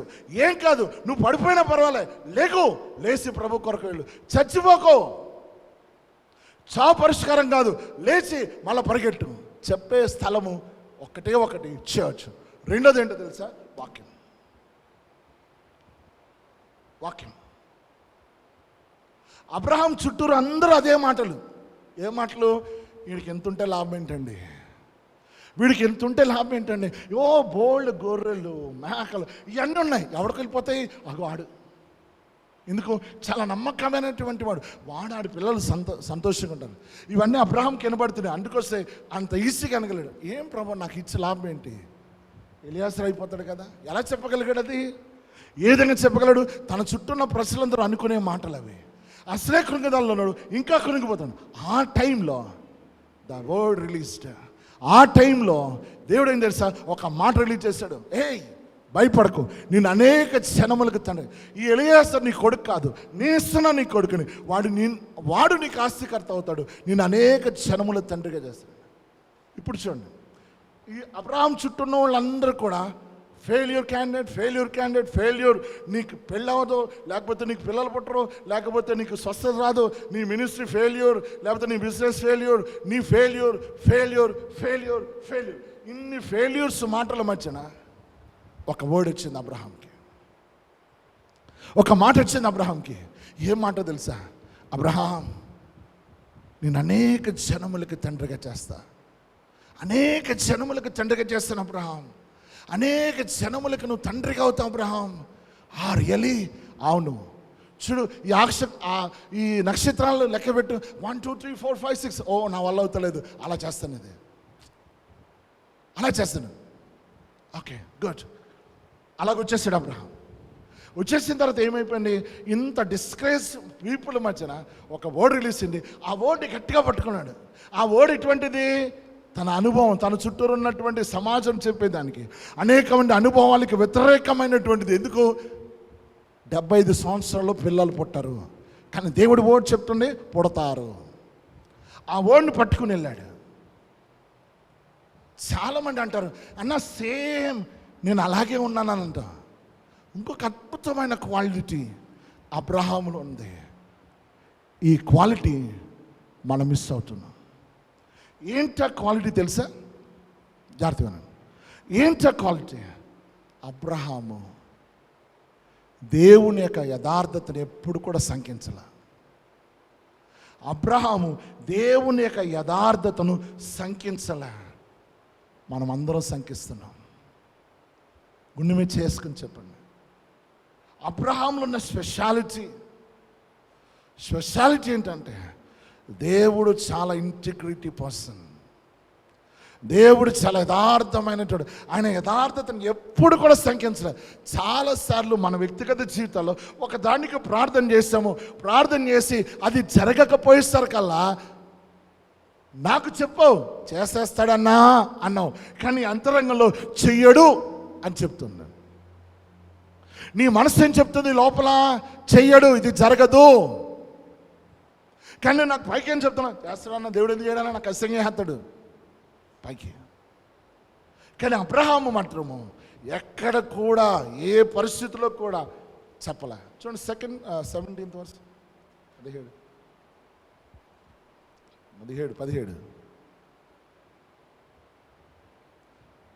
తాను విశ్వసించు దేవుని ఎదుట, అనగా మృతులను సజీవులుగా చేయవాడును లేని వాటి ఉన్నట్టుగా పిలిచేవాడు నేను దేవుని ఎదుట మనందరికీ తండ్రి అయిన దేవుడు, మనందరికీ తండ్రి అయిన వాడు, తండ్రి అయినాడు.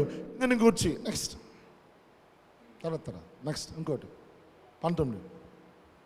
మరియు అతడు విశ్వాసనమందు బలహీనుడు కాక రమారమి 100 ఏండ్లు వయస్సు గలవాడే అప్పటికి తన శరీరము మృతతుల్యమైనట్టు శారా గర్భం మృతతుల్యమైనట్టు ఆలోచించనే కానీ నెక్స్ట్ అవిశ్వాసం వల్ల దేవుని వాగ్దానం గురించి సందేహింపక అంటే దేవుని యొక్క మాటను సందేహం కలగల, దేవుని యొక్క మాటను సందేహపడలా. చాలాసార్లు మనం సందేశపడిపోయాం. డౌట్ అంటే డౌట్ పడతామంటే ఏంటి? ఇంటిగ్రిటీ దెబ్బతింటాం. ఇంటిగ్రిటీ అంటే ఏంటి? యథార్థత. దేవుడికి అబ్రహాము చాలా యథార్థత కొన్నాడు. అసలు సందేహమే రాలేదంట. సందేహం రాలే అబ్రహాంకి. చాలాసార్లు మనం సందేహం వచ్చింది. ఎప్పుడైతే సందేహం వచ్చిందో వి లాస్ ఇంటిగ్రిటీ విత్ గాడ్. దేవుడితో మన యథార్థత పోయింది. మనం ఏమన్నా తెలుసా? నువ్వు చేతకాని వాడి ప్రభా, నువ్వు చేతకాని వాడివి అన్న. నేను అనలేదన్నా, కానీ నీ స్పిరిట్ చెప్తుంది అలాగా, నీ మూలికలు చెప్తున్నా అలాగా, నీ యొక్క భావాలు చెప్తున్నా అలాగా. భావాలు చాలా ప్రాముఖ్యం తెలుసా? హెవెన్ చాలా రెస్పాండ్ అవుద్ది. ఒక స్టోరీ చెప్తాను చూడండి. హెవెన్ ఎలా రెస్పాండ్ అవుద్దా? యేసుక్రీస్తు ప్రభు లాజరు దగ్గరికి వెళ్ళాడు. వెళ్ళినప్పుడు ఎవరైనా చెప్పండి ఒక మాట. ఆ సమాధి దగ్గరికి వెళ్ళినప్పుడు ఏమన్నాడు? బైబిల్ చూడకుండా చెప్పాలి. ఏమన్నాడు? సమాధి దగ్గరికి వెళ్ళి, ప్రభా నా ప్రార్థనలు వింటున్నందుకు నీకు వందనాలు, కృతజ్ఞత ఆస్తుతులు చెల్లించి లాజరును రమ్మనగా అని ఉంటుంది బైబిల్లో. ఎక్కడ ప్రార్థన చేశాడు? అక్కడ ప్రార్థన చేశాడా? చేయలే. కానీ యేసుక్రీస్తు అంటున్న మాట ఏంటి తెలుసా? నేను ప్రార్థన చేశాను, విన్నందుకు నీకు వందనాలు. ఎక్కడ ప్రార్థన చేయలే? చేశాడా?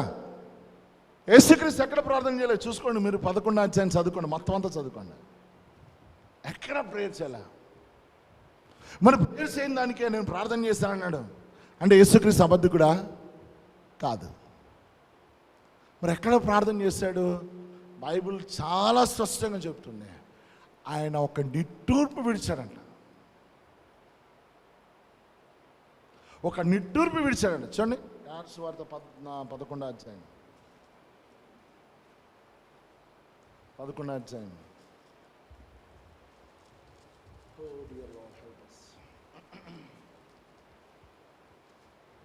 పదకొండో అధ్యాయం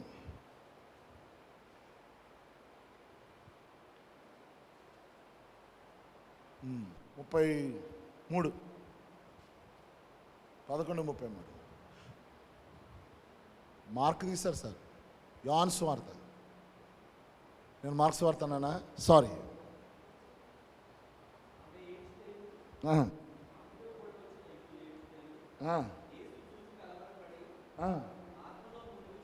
ఆత్మలో మూలుగుచ్చు. The groaning in the spirit. ఉచ్చరింప సఖ్యము గాని మూలుగులతో పరిశుద్ధాత్ముడు ప్రార్థిస్తాడు. ఇది కొంచెం ఎక్కువైతే పర్వాలేదు, కొంతమంది ఆ మెచ్యూరిటీలో క్యాన్ చేసుకుంటారు. ఆత్మలో మూలుగుచ్చు. బైబిల్ చెప్తున్న మాట ఏంటి? ఉచ్చరింప సఖ్యము కానీ మూలుగులతో పరిశుద్ధాత్ముడు ప్రార్థన చేస్తాడు. అక్కడ చేశాడు ప్రార్థన. అంటే ఆ మూలుకి ఏం జరిగింది? చచ్చిపోయిన లేచాడు. మనం చేసే మూలికలకి ఏమవుతున్నాయి? ఏమవుతున్నాయి చెప్పండి, పోనీ ఇదానని చెప్పండి. యేసుక్రీస్తు చేసిన మూలికలకి నేను కిందకి దిగుతున్నానంటే అందరికంటే భయపడారు ఎవరు తెలుసా? ఆశ్చర్యం. ఎక్కడ లేని టెన్షన్ వచ్చేది, ఇప్పుడు నా మీద పడిపోతాడు రా అని. చెప్పండి, ఇప్పుడు యేసుక్రీస్తు ఆత్మలో మూలిగాడు అంటాడు, అంటే ఇన్ స్పిరిట్. యేసుక్రీస్తు వ్యర్థంగా మనలాగా ఏముండవు, ఆయన ప్రతీదీ కూడా ఒక మీనింగ్ ఉంటుంది. ఓకే, మీనింగ్ లేకుండా ఏది ఉండదు, ఏది వ్యర్థంగా ఉండదు. ఆత్మలో మూలిగాడండి. మూలిగా బైబిల్ ఏం చెప్తుంది? ఆత్మలో మూలగటం అంటే బైబిల్ ఏం చెప్తుంది? ఉచ్చరింపశక్యం కానీ మూలికలతో పరిశుద్ధాత్ముడు మన పక్షంలో విజ్ఞాపన చేస్తాడు. అంటే పరిశుద్ధాత్మ దేవుడు ఏం చేసి చిన్న ప్రేయర్ చేశాడు అక్కడ. ఆ మూలిక ఏమైపోయింది? యేసయ్య అక్కడ అంటున్న మాట ఏంటంటే, తండ్రి నువ్వు నా ప్రార్థనలను విన్నందుకు నీకు వందనాలు, లాజరస్ కమ్బ్యాక్ అన్నాడు. లాజరస్ రాన్నాడు. చచ్చిపోయిన 4 రోజులు చచ్చిపోయి కుళ్ళు పట్టుపోయినటువంటి శవానికి ప్రాణం వచ్చింది. ఒక మూలుగు. ఆ మూలుగులు దేవునికి చాలా ప్రాముఖ్యమైనవి. ఇప్పుడు మనకేం మూలుగులు వస్తున్నాయి? ఇన్ని సంవత్సరాలు నాకేం చేయట్లేదు, ఎన్ని డబ్బులు ఇచ్చానో దేవుడు, దర్శనమగలు ఇస్తున్నాడు, నాకేం రావట్లా. మూలికలు ఇవి. మూలికంటే ఏంటి తెలుసా? పైకి ఎవరికి అర్థం కాదు, ఎవరికి వినపడదు. మన మూలికలు ఏమైపోతున్నాయి తెలుసా? Close the doors. చచ్చిపోయినట్టే ఉంటుంది. ఏంటి? ఏ మూలిక అది? దేవుని యొక్క మాటకు సందేహం, దేవుని యొక్క యథార్థతకు వ్యతిరేకంగా మన మూలికలు వస్తున్నాయి. చెల్లి బాగా గుర్తుపెట్టుకో. అందుకొస్తే దేవుడు పెట్టిన ప్రణాళికలో అడుగు పెడతలే. అబ్రహాం గురించి మాట్లాడమంటే సందేహింపక, ఈ never loss integrity with God. దేవునితో యథార్థత ఎట్టి పరిస్థితుల్లో పోగొట్టుకోలే. అందుకొస్తే చేస్తాడు. ఏ రేంజ్కి వెళ్ళిపోయాడు అనుకో, చచ్చిపోయినా సరే లేపేస్తాడు అన్నాడు. చచ్చిపోయినా సరే లేపి చేయగలుగుతాడు అన్నాడు ఆయన. అదే మనం ఏం చేస్తున్నాం? జరగలేదనుకో మన మూలులు, దేవుడు చేయట్లేదు అంటే చేతకానుడు, నా దేవుడు చేతకానుడు. మన మూలికలు డిఫరెంట్గా వెళ్తాడు. మూలుగు వినపడుతుంది, దానికి భాష ఉండదు మూలికలకి. ఓకే, మన మూలుగులు. కానీ అబ్రహాంలో ఉన్న ఇంకొక క్వాలిటీ ఏంటంటే సందేహించక ఏం చేశాడు? ఎక్కడ కూడా సందేహం కలగలే. వాగ్దానం ఇచ్చినప్పుడు సందేహం కలగలే. ఆ సందేహం కలగకుండా ఏం చేశాడు అబ్రహాము? అలా నిలబడ్డాడు.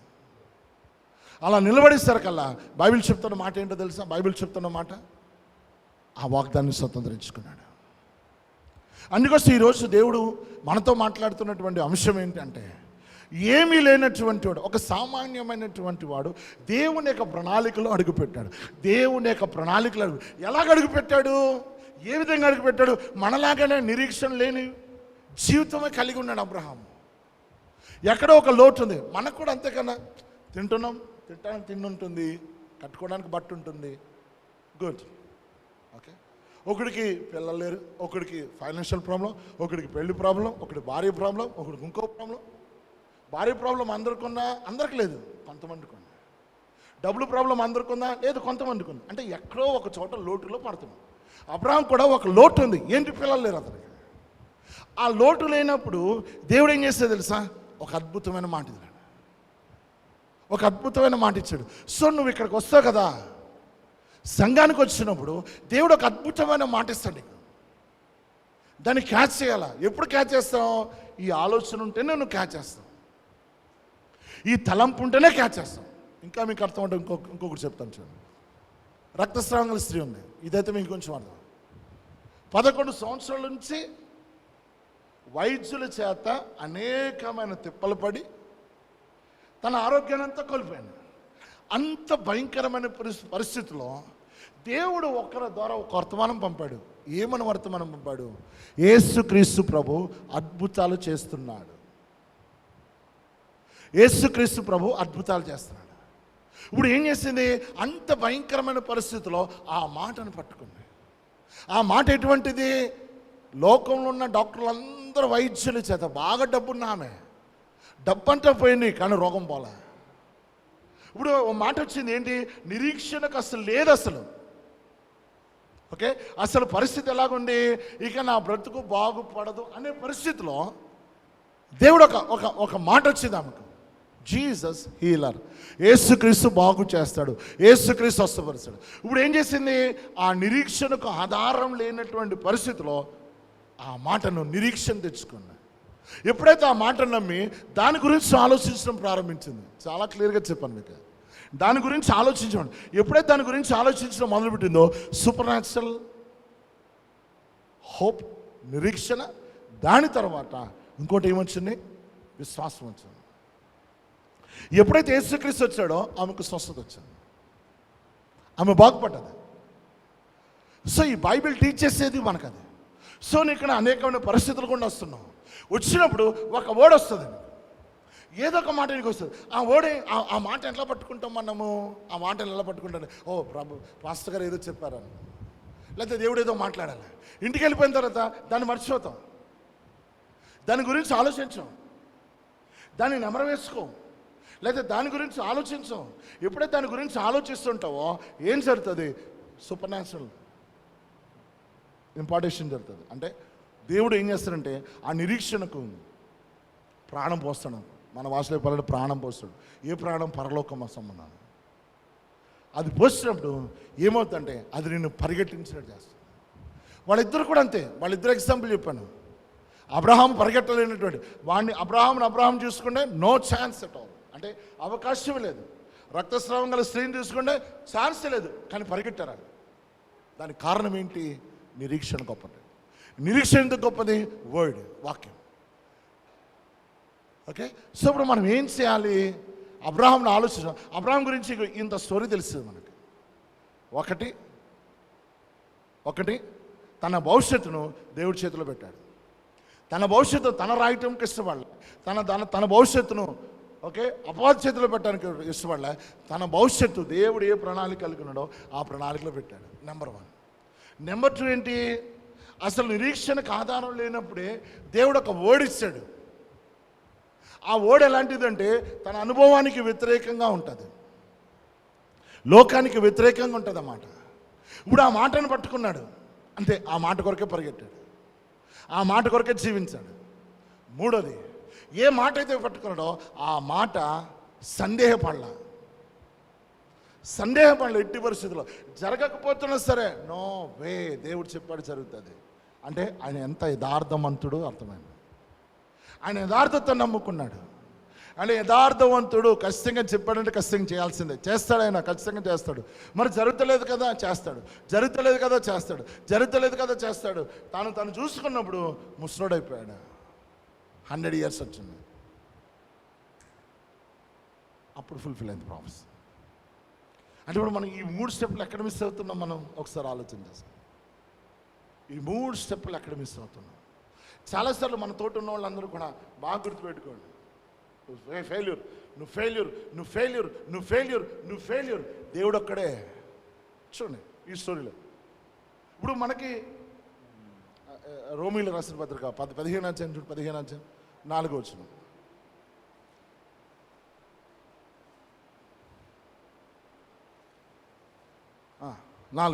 చూడండి ఇక్కడ ఏమన్నాడు, ఏలయనగా ఓర్పు వలనను లేఖనము వలనని ఆదరణ వలనను మనకు నిరీక్షణ కలుగుటకై పూర్వమందు రాయబడినవన్నీ మనకి బోధ కలిగిన నిమిత్తం రాయబడిన. ఈ బైబిల్ అన్నీ మనకు బోధిస్తుంది, ఈ బైబిల్ అంతా బోధిస్తుంది మనకి.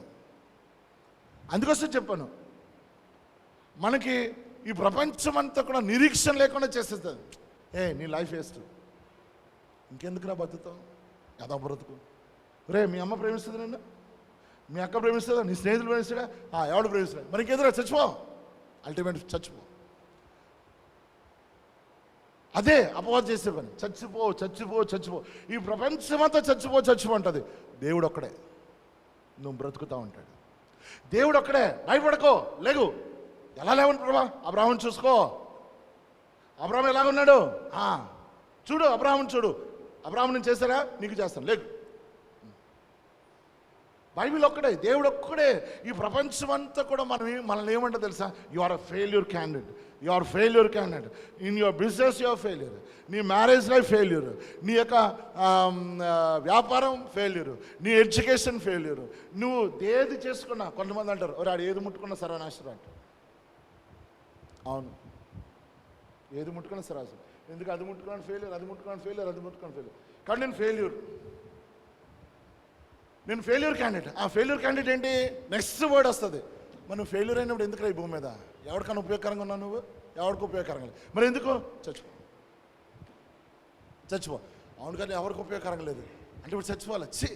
ఆ టైంలో కొన్ని సంఘటనలు మన ముందు తీసుకొచ్చేస్తాడు. మీ అమ్మో, మీ ఫ్రెండో, మీ భార్య, మీ భర్త, మీ వారి అన్న మాటలు. ఆ మాటలు ఎలాగుంటాయంటే, ఏ చావునైతే నీకు ప్రేరేపణ వచ్చిందో అది ఏంటంటే ఆజ్యం పోస్తుంది అనమాట, ఇంకా మండిస్తుంది అన్నమాట. అంతే, ఇమ్మీడియట్గా చచ్చిపోతాం. వాడు ఇప్పుడు ఏం చేశాడు? నీ జీవితాన్ని రీరైట్ చేశాడు, నీ జీవితాన్ని తిరిగి రాశాడు. ఏమని రాశాడు? దేవుడు అన్నాడు నువ్వు విజయవంతుడు అన్నాడు. అపవాదులు ఏంటి? You are a failure candidate అన్నాడు. వాడు సక్సెస్ అయ్యాడు. మరి దాని నుంచి బయటపడాలంటే మార్గం ఏంటి? Only church. ఏ సంఘమైనా సరే, ఓకే, నిన్ను లేపి నిన్ను హెచ్చరించి నిన్ను ముందుకు నడిపిస్తున్న సంఘమే కరెక్ట్ సంఘం. పడిపోయేవా? నేను లేపాలా, నిరీక్షణ తీసుకురావాలా. అంటే నిరీక్షణ అంటే ఏంటి? నిరీక్షణ అంటే బ్రతకాలి, ఏదో ఒకటి జరుగుతుంది, ఆశ పుట్టించాలా. ఈ వాక్యం ఆశ పుట్టిస్తుంది. బైబిల్ చెప్తుంది చూడండి, ఏలేనిగా ఓర్పు వలనను లేఖనం వలనని ఆదరణ వలన మనకు నిరీక్షణ కలుగుటకే పూర్వమందు వ్రాయబడి ఉన్నాయి, మనకి బోధ కలుగు నిమిత్తం వ్రాయబడి ఉన్నాయి. కాబట్టి ఈ ప్రేమ వాళ్ళని గుర్తుపెట్టుకో. హెచ్చరించా, నేను ఖచ్చితంగా హెచ్చరించాలా. నేను ఖచ్చితంగా ఏం చేయాలా? పడిపోతే లేపాలా, పరిగెట్టించాలి, ఖచ్చితంగా పరిగెట్టించాలి, లేపాలా. ఇక చచ్చిపోనని కచ్చ కొట్టడం ప్రభు ఉద్దేశం కాదు. నేను మన టెస్టిమనీ విన్నాను. ఈ టెస్టిమనీ చెప్పి నేను క్లోజ్ చేస్తాను. భక్సింగ్ బ్రదర్ ప్రారంభ దినాల్లో ఆయనకు మద్రాసు వాక్యం చెప్పడానికి ఆస్కారం దొరికింది, అవకాశం దొరికింది. వచ్చినప్పుడు చాలా అద్భుతంగా చెప్పాడంట వాక్యం. అక్కడ ఉన్న ప్రజలందరూ కూడా ఎలాంటి వెళ్ళిందంటే, ఆ చుట్టుపక్కల ఉన్న ప్రజలందరికీ ఎవరో సిక్కు ఆయన వచ్చాడు, కుర్రోడు, భలే వాక్యం చెప్తున్నాడు. ఏం చెప్తున్నాడో తెలియదు, భలే చెప్తున్నాడు. అందరూ ఏడ్చేస్తున్నారు అనే టాక్ వెళ్ళిపోయింది. ఆ చుట్టుపక్కల ఉన్న అందరూ పరిగెట్టుకుంటూ రావడం ప్రారంభించింది. 3 రోజులు అద్భుతంగా జరిగింది. పాస్టర్లు అందరూ వెరీ హ్యాపీ.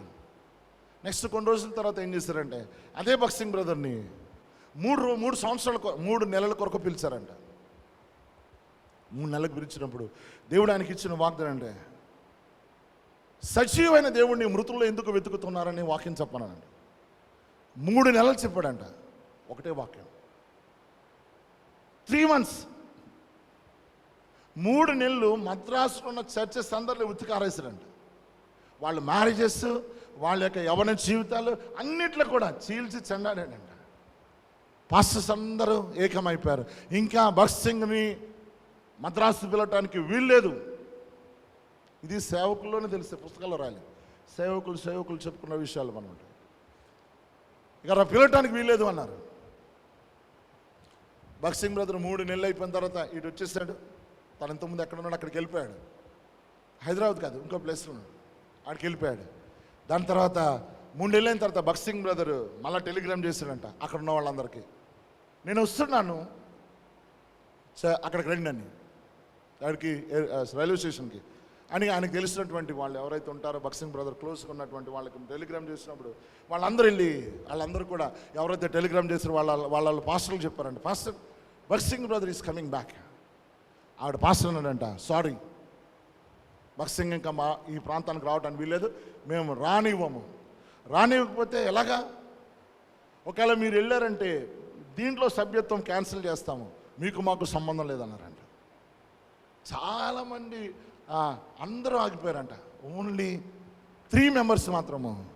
భక్సింగ్ బ్రదర్ వాక్యం చెప్తున్నాడు, కరెక్ట్ వాక్యం చెప్పాడు కాబట్టి నీ సభ్యత్వానికి మేము రాజీనామా చేస్తున్నాము అని రాజీనామా చేసి వెళ్ళిపోయారంట. వెళ్ళిపోయిన తర్వాత రాజీనామా చేసి వచ్చేసారు. భక్సింగ్ బ్రదర్ వచ్చినప్పుడు బ్యానర్ మీద ఒకటి రాస్తారంట, సమాజ మందిరంలోంచి వెలివేయబడిన వారు అన్నాడంట. రాసుకున్నారంట అది. సమాజ మందిరంలో యేసును వెలివేసిరి అని వచ్చిన ఉంటుంది. అది పట్టుకుని నిలబడ్డారంట. భగత్ సింగ్ బ్రదర్ చూశాడు. ఇంగ్లీష్లో రాస్తున్నాడు మేబీ, ఎందుకంటే ఆయన ఇంగ్లీష్ వచ్చు కాబట్టి. చూసేసరికల్లా దగ్గర పిలుచుకున్నాడు. ఏం జరిగింది? ఇలా ఇలా జరిగింది story. Okay. Bhagat Singh brother ఒక మాట అన్నాడంట, మీరు చాలా తప్పు చేశారు అన్నాడు. వాళ్ళందరూ షాక్ అయ్యారంట. భగత్ సింగ్ బ్రదర్ మెచ్చుకుంటాడు అనుకున్నారు, కానీ వాళ్ళు మెచ్చుకోలే. దాని తర్వాత సరే పదండి అన్నాడంట. వెళ్ళిన తర్వాత ఎవరు రావట్లే. సరే కొన్ని రోజులు ప్రార్థన చేసుకుందాము అని చెప్పారు అంటున్నారంట. ఈలోగా ఆ ముగ్గురిట్లో ఒక భార్య చనిపోయింది. జాగ్రత్తగా, భార్య చనిపోయింది. భార్య చనిపోయేసరికల్లా శవం ఇంటికాడ ఉంది, ఒక్కడు రావట్లే. వీళ్ళ టీం ఎవరైతే ఉన్నారో, వీళ్ళు భగత్ సింగ్ బ్రదర్ టీం అయితే వాళ్ళు పొద్దునుంచి సాయంత్రం వరకు పాటలు పాడుతూనే ఉన్నారంట. హెబ్రోన్ తెలుసు కదా మీకు. పాటలు పాడుతూనే ఉన్నారు, అలా పాటలు పాడుతున్నారు, పాటలు పాడుతానన్నారు, పాటలు పాడుతానన్నారు. పాటలు పాడేసరికల్లా అప్పుడు ఆ ముగ్గురిటి ఎవరైతే రాజీనామా చేసి పత్రాలు ఇచ్చారో అక్కడ ఇంకొకటి భార్య ఉంది. అక్కడ ఆ భార్య చూస్తుంది తతంగం అంతా కూడా. ఓకే. దాని తర్వాత ఈయన ఏడుస్తున్నాడంట. అప్పుడు ప్రభు మాట్లాడాడంట ఆయనతోటి, నీ చనిపోయిన భార్య కొరకు ఏడుస్తున్నావా? నాకే ఈ శవం తీసుకెళ్ళటానికి చోటు లేదయ్యా, నాకంటే గొప్పది కాదు కదా నీ భార్య అన్నాడంట దేవుడు. రియల్ జరిగింది ఇది. భగత్ సింగ్ బ్రదర్తో సేవ చేసిన సేవకుడి దగ్గర నా మాటలేదు. ఇంకా నాకే లేదు, నీ భార్యకి ఎలాగిస్తుంది అనుకుంటున్నావు? ఎందుకంటే ఆ శవం పూడ్చడానికి ఎవరు రావట్లే. ఏ చర్చలు కూడా మనకులాగా కాలాల పక్కన చేయడానికి లేదు అక్కడ మద్రాసులో. ఓకే, నేను చెప్పేది 50లో. పూడ్చడానికి స్థలం ఏమట్లా, ఎవరు రావట్లే, ఏడుస్తున్నాడు. ఎంత ఇప్పటి వరకు తన భార్య తనతో ఉండి తన భార్యను చివరిగా సమాధి చేయటానికి కూడా స్థలము ఇప్పించలే దౌర్భాగ్యాన్ని అని ఏడుస్తున్నాడంట. ఏడుస్తున్నాడు. ప్రభు మాట్లాడింది. ఏమని మాట్లాడంటే ప్రభు మాట్లాడింది ఏమని మాట్లాడంటే, నాకే లేదయ్యా, నీ భార్యకి స్థలం లేదని బాధపడుతున్నాను. నాకంటే గొప్పది కాదు కదా నీ భార్య అన్నప్పుడు కళ్ళు తుడుచుకున్నాడు. ఒక పాట పాడాడంట, నేను సిలువను విడను, నేను సిలువను విడను, నేను సిలువను విడను అని పాడుతున్నానంట పాట. ఆయన నేను విడువను సిలువను ప్రభా, నేను సిలువను విడను. కళ్ళు ఏడుస్తలే ఇంకా, నేను విడువను. ఈలోగా అలా పాస్టర్ పరిగెట్టుకుంటూ వస్తాడంట. ఎందుకు పరిగెట్టుకుంటూ వస్తాడు? అయ్యో ఇన్ని రోజులు నాతో కలిసి పనిచేస్తాడు కదా, అలా భార్య చనిపోయిందని పరిగెట్టుకుంటూ వస్తాడు. వచ్చేసరికల్లా ఆ పాట పాడుతున్నాడు, నేను సిలువను విడవను, నేను సిలువను విడవను, నేను సిలువను విడవను, ఏమైనా సరే నేను సిలువను. ఆ పాటలో ఆయన గుండె కరిగిపోయింది. ఏడ్చి, అయ్యా నన్ను తప్పు చేస్తానని క్షమించు, పద మన బరీల గ్రౌండ్లో భార్యను పాతి పెడదాం. ఈరోజు ఉన్నారండి అటువంటి విశ్వాసులు.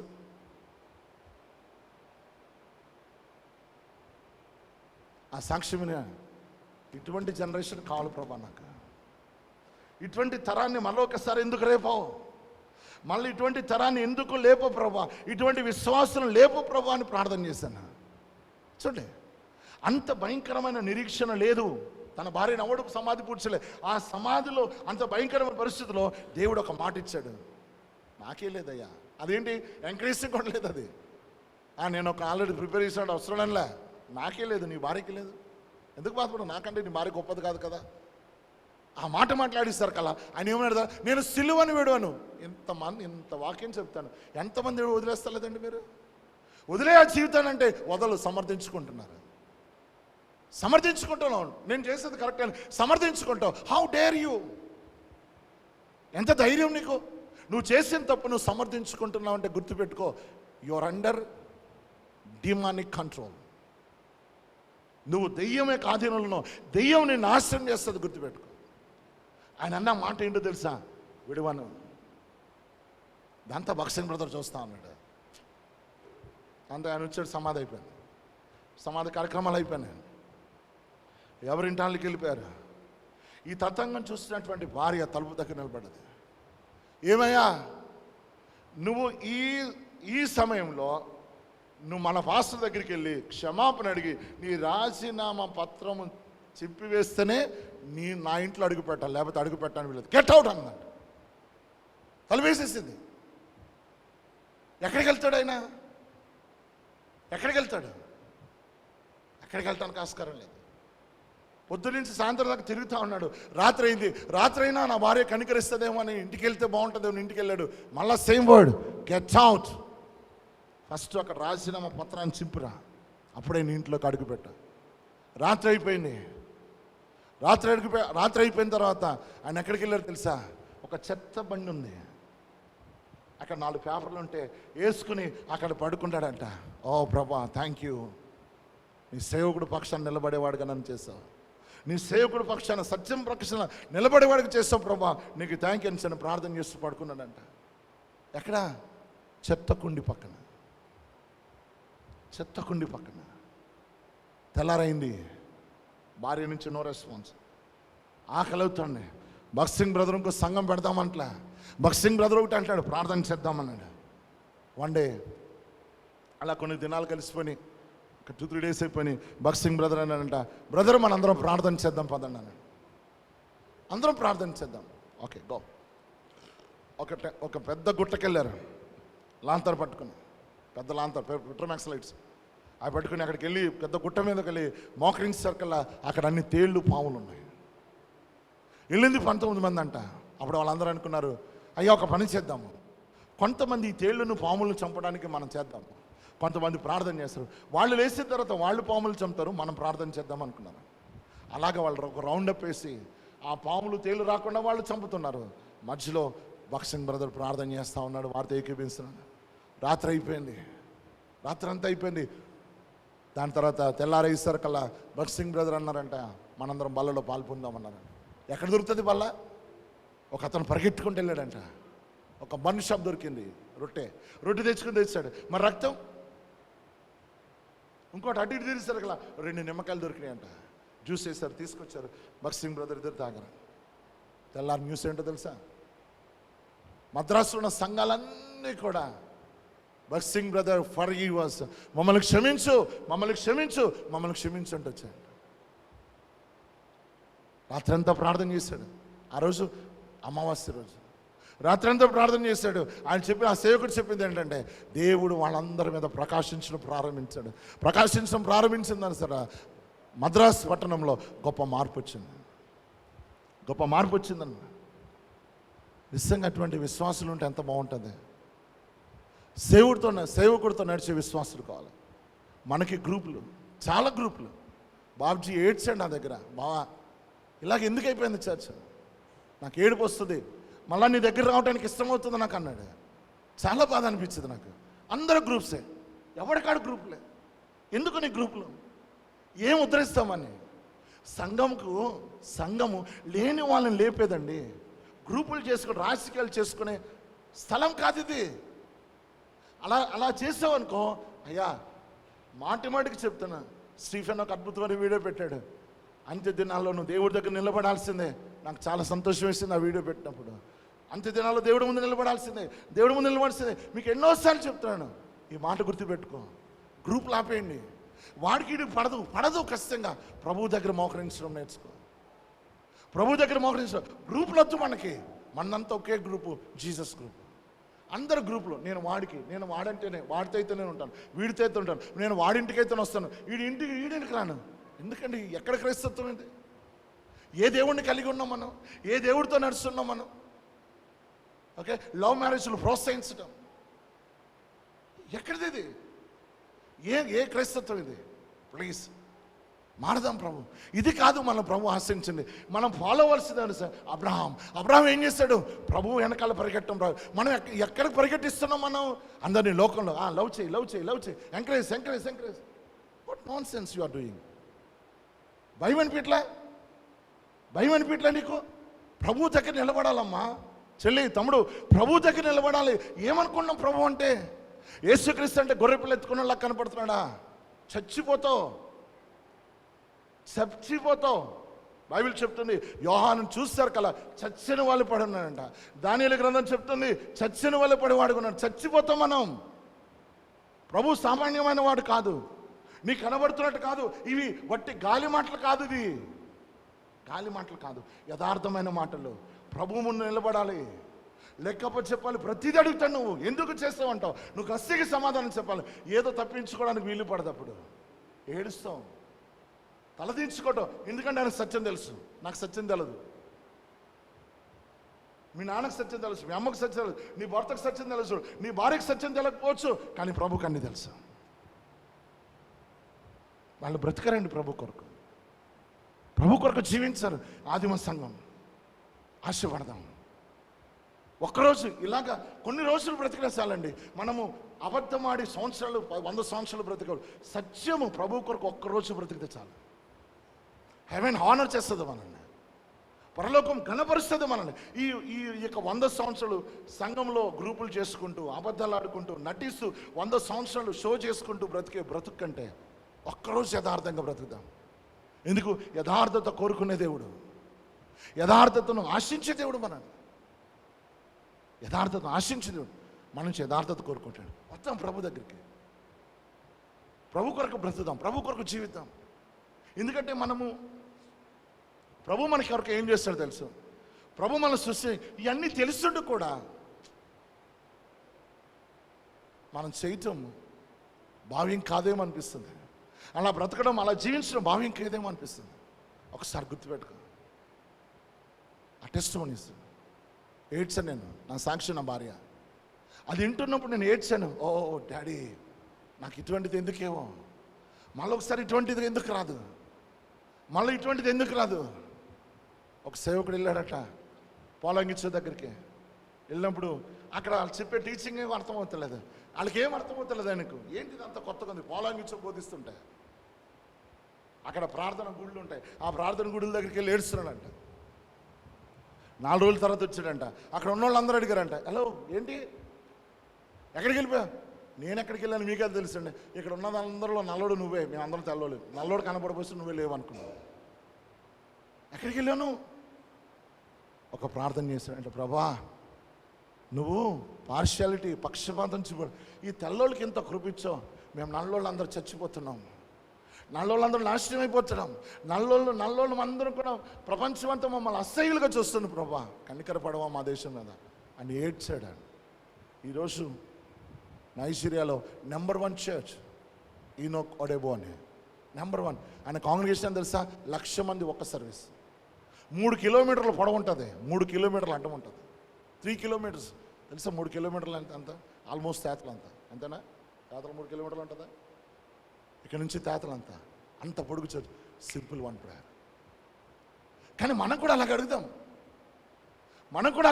ప్రభా పక్షపాతి కాదు కదా, నువ్వు ఆదిమ సంఘంలో చేస్తావు కదా, ఆదిమ సంఘంలో ప్రభు కొరకు నిలబడే వారిని లేపో కదా, మమ్మల్ని కూడా లేపు, మేము కూడా అలాగ ఉండగలుగుతాం. ప్రభా సహాయం చేయి అని రోషంగా అడుగుదాం. అంటే అప్పుడు ప్రభు మనం లేపుతాడు, కష్టంగా లేపుతాడు. ప్రభు వెరీ హ్యాపీ. దేవుడు చాలా సంతోషిస్తాడు. అబ్రహాం వల్లే మనకు కూడా టెస్ట్ మనిస్తాడు. ఆమేన్. కళ్ళు మూసుకుందాం, మోకరిద్దాం. కళ్ళు మూసుకుందాం, మోకరిద్దాం. Jesus thank you Lord. అందరం కళ్ళు మూసుకున్నాం. అందరం ఎవ్వరు లేవద్దు. నీల్ డౌన్, అందరం నీల్ డౌన్, అందరం మోకరిస్తాం. 3 ప్రశ్నలు, జస్ట్ 3 క్వశ్చన్స్. నెంబర్ 1 క్వశ్చన్, నీ జీవితాన్ని ఎవరు రాస్తున్నారు? అపవాది రాస్తున్నాడా? దేవుడు రాశాడు, ఆల్రెడీ అయిపోయింది. నీ జీవితాన్ని నువ్వే రాసుకుంటున్నావు. నీ జీవితాన్ని నువ్వే రాసుకుంటావా? ఎస్, నీ జీవితాన్ని నువ్వే రాసుకున్నావు. ఈ మూడు ప్రశ్నలకు నువ్వే ప్రభుత్వ సమాధానం చెప్పు. ప్రభుత్వనే సమాధానం చెప్పు. ప్రభుత్వనే మాట్లాడు. ప్రభుత్వం మాట్లాడారు. ప్రభా నేను రాసుకున్న జీవితం మేబీ సక్సెస్ అవుతాను, ఫెయిల్యూర్ అవుతాను. నా జీవితం అపవాది చేతిలో పెడితే 100% ఫెయిల్యూర్, 100% సక్సెస్ నీ ఒక్కటే. అందుకోసం నా జీవితాన్ని నీకు అప్పచెప్తున్నాను ప్రభా. చిన్న ప్రేయర్ చేసుకో. నా జీవితాన్ని నీకు అప్పచెప్తున్నాను ప్రభా. ఒక సామాన్యమైన వాడు దేవుడు ఏ కోరిక అయితే కలిగి ఉన్నాడో ఆ కోరికలో అబ్రహాం వెళ్ళగలిగాడు.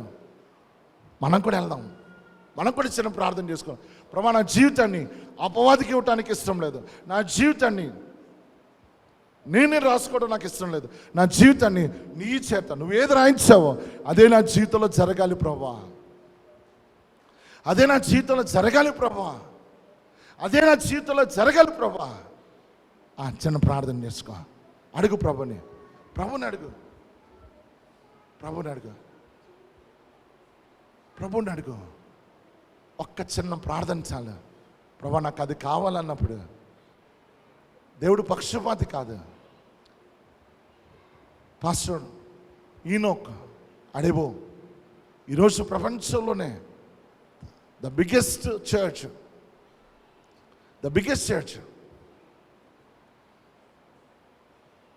ఆయన ప్రార్థన విన్నాడు. నీ ప్రార్థన కూడా వింటాడు. అడుగు, ప్రభా నీ ప్రణాళిక కావాలి నాకు. ప్రభా నీ ప్రణాళిక కావాలి నాకు. ప్రభా నీ ఉద్దేశం నాకు అర్థమైంది. నీ ఆలోచన నాకు అర్థమైంది. ప్రభా నీ పరలోకం నా గురించి ఆలోచిస్తుందని నాకు అర్థమైంది. అయ్యా ఇదిగో నా గురించి నువ్వు తలంపులు కలిగి ఉన్నా నాకు ఆలోచిస్తాను అర్థమైంది. నాన్న ఇదిగో నేను నా గురించి నువ్వు ఆలోచిస్తున్నా నాకు అర్థమైంది. ప్రభా నన్ను విజయవంతుడు చేయాలని నువ్వు చూస్తున్నది నాకు అర్థమైంది. లార్డ్ ఇదిగో నా చేయి నీతో పెడుతున్నాను ప్రభా. నీతో నడవటానికి ఇష్టపడుతున్నాను. నీతో కలిసి ప్రయాణం చేయడానికి ఇష్టపడుతున్నాను ప్రభా. ఒక్కసారి నీ హస్తము దేవుడికి సంసోన్ ఇచ్చాడండి. సంసోన్ ఇచ్చాడు తిరిగి. Lord remember me lord. ప్రభా నన్ను ఒక్కసారి జ్ఞాపకం చేసుకో. నాకు ఒక అవకాశమే ప్రభా. God answered that prayer. దేవుడు దాన్ని అంగీకరించాడు, చేయించాడు. మళ్ళీ సంసోన్ ఓడిపోయాడు అనుకున్నాడు. ఓడిపోయానుకున్న సంసోన్ నిలబెట్టాడు. నీ జీవితం కూడా ఓడిపోతుంది అనుకుంటున్నావేమో. నో, నువ్వు ఓడిపోవటానికి పుట్టించబడలా, నువ్వు విజయవంతుడిగా ఉండటానికి పుట్టించాడు దేవుడు నిన్ను. ఓటమి నీ జీవితం కాదు, గెలుపు నీ జీవితం. మరి ఎలాగా? నిన్ను గెలిపించేవాడు చేతిలో చేపేసి, నిన్ను గెలిపించేవాడు చేయి పట్టుకో, గో పరిగెట్టి ఆయనతోటి. అన్న పడిపోయానన్నా, నో ప్రాబ్లం. అన్న పడిపోయానన్నా, నో ప్రాబ్లం. అన్న నేను తప్పు చేసినా, no problem. Our God is a God of second chance. మన దేవుడు రెండో అవకాశం ఇస్తాడు. పడిపోయినా పర్వాలే. నువ్వు పడిపోయిన దాని గురించి దేవుడికి ఆల్రెడీ తెలుసు. నువ్వు పడిపోయిన సంగతి దేవుడికి ఆల్రెడీ తెలుసు. నేను ఎలాగ లేవెత్తాలో దేవుడికి ఆల్రెడీ తెలుసు. నేను అక్కడి నుంచి విజయవంతుడిగా ఎలా నిలబెట్టాలో. Just one prayer, Lord have a mercy on me. ప్రభా నా మీద కనికరపడు ప్రభా. నీతో పరిగెట్టడానికి ఇష్టపడుతున్నాను ప్రభా. నీతో పరిగెట్టడానికి ఇష్టపడుతున్నాను ప్రభా అని పరిగెట్టడానికి ఇష్టపడాను. సంసోన్ ఏడ్చాడు. ఆ తిరగలేసు, అయ్యో ఇది నా జీవితం కాదు. నువ్వు కూడా ఏడుస్తున్నావా? ఇది నా జీవితం కాదని ఏడుస్తున్నావా? ఇదిగో గుడ్ న్యూస్ నీకు. ప్రభు నిన్ను లేవనెత్తుతాడు. ప్రభు నిన్ను లేవనెత్తాడు. ప్రభు నిన్ను లేవనెత్తాడు. మోసెస్ తప్పు చేశాడు, దేవుడు లేవనెత్తాడు. సంసోన్ తప్పు చేశాడు, దేవుడు లేవనెత్తాడు. దావీదు తప్పు చేశాడు, దేవుడు లేవనెత్తాడు. దేవుడు ఎప్పుడు కూడా లేపి నడిపించడానికి ఇష్టపడతాడు. దేవుడు నడిపించడానికి ఇష్టపడతాడు. అది నడిపించబడే ముందు నీ తప్పేంటో నువ్వు తెలుసుకోవాలి. అందుకోసం కొంచెం కఠినంగా మాట్లాడతాను. నీ తప్పు నువ్వు తెలుసుకోవాలి. నువ్వు తెలుసుకోకపోతే నువ్వు లేచి లేవలేవు. నేను చెప్పాను నీతోటి, లేవు. తప్పుని చూడకు, ప్రభుని చూడు. ప్రభు వైపు పరిగెట్టా. రెండోది, నిరీక్షణ లేనటువంటి పరిస్థితులు ఉన్నప్పుడు the God release the word. God release the word. ఒక మాట నీకు ఇస్తాడు. ఒక మాట సంఘంలో వస్తుంది. దాని తర్వాత ఇంటికాడ నువ్వు వాక్యం చదువుతున్నాడు వస్తుంది. మనకి బోధ కలిగి చేస్తాయని బైబిల్ చెప్తుంది. వన్ వర్డ్ రిలీజ్ అయిందా నీకు, ఆ వర్డ్ పట్టుకో. ఆ వర్డ్ని సందేహించకను. దేవుడు అబ్రహాం ఎప్పుడు కూడా సందేహించలే. ఆ వాక్యాన్ని సందేహించలే దేవుడు అబ్రహాం వాక్యాన్ని. తన పరిస్థితులు జరుగుతున్నాయి. తన పరిస్థితిలో ఏది నమ్మాడో అది జరుగుతలేదు. సంవత్సరం వెంబడి సంవత్సరం అయినా సందేహించలే. నువ్వు కూడా సందేహించకు చెల్లి, తమ్ముడు. సందేహించకు. హోల్డ్ అని ఇచ్చు. దాన్ని గట్టిగా పట్టుకో దాన్ని గట్టిగా. గో నువ్వు పరిగెట్టు. దేవుడు నిన్ను పరిగెట్టడానికి ఇష్టపడుతున్నాడు. నువ్వు విజయం వైపు పరిగెట్టడానికి ఇష్టపడుతున్నాడు. నీ స్థితి నుంచి లేవనెత్తడానికి ఇష్టపడుతున్నాడు. Just trust his word. ఆయన ఇంటిగ్రిటీని సందేహించకు, ఆయన యథార్థతను సందేహించకు. పరిగెట్టు. అబ్రహాం నుంచి నేర్చుకున్న పాఠం అలా పరిగెట్టాడు కాబట్టి he enter into the God's plan. నువ్వు కూడా అలా పరిగెడతా చెల్లి. చిన్న ప్రార్థన చేసుకుంటావా? చిన్న స్మాల్ ప్రేయర్. ఒకసారి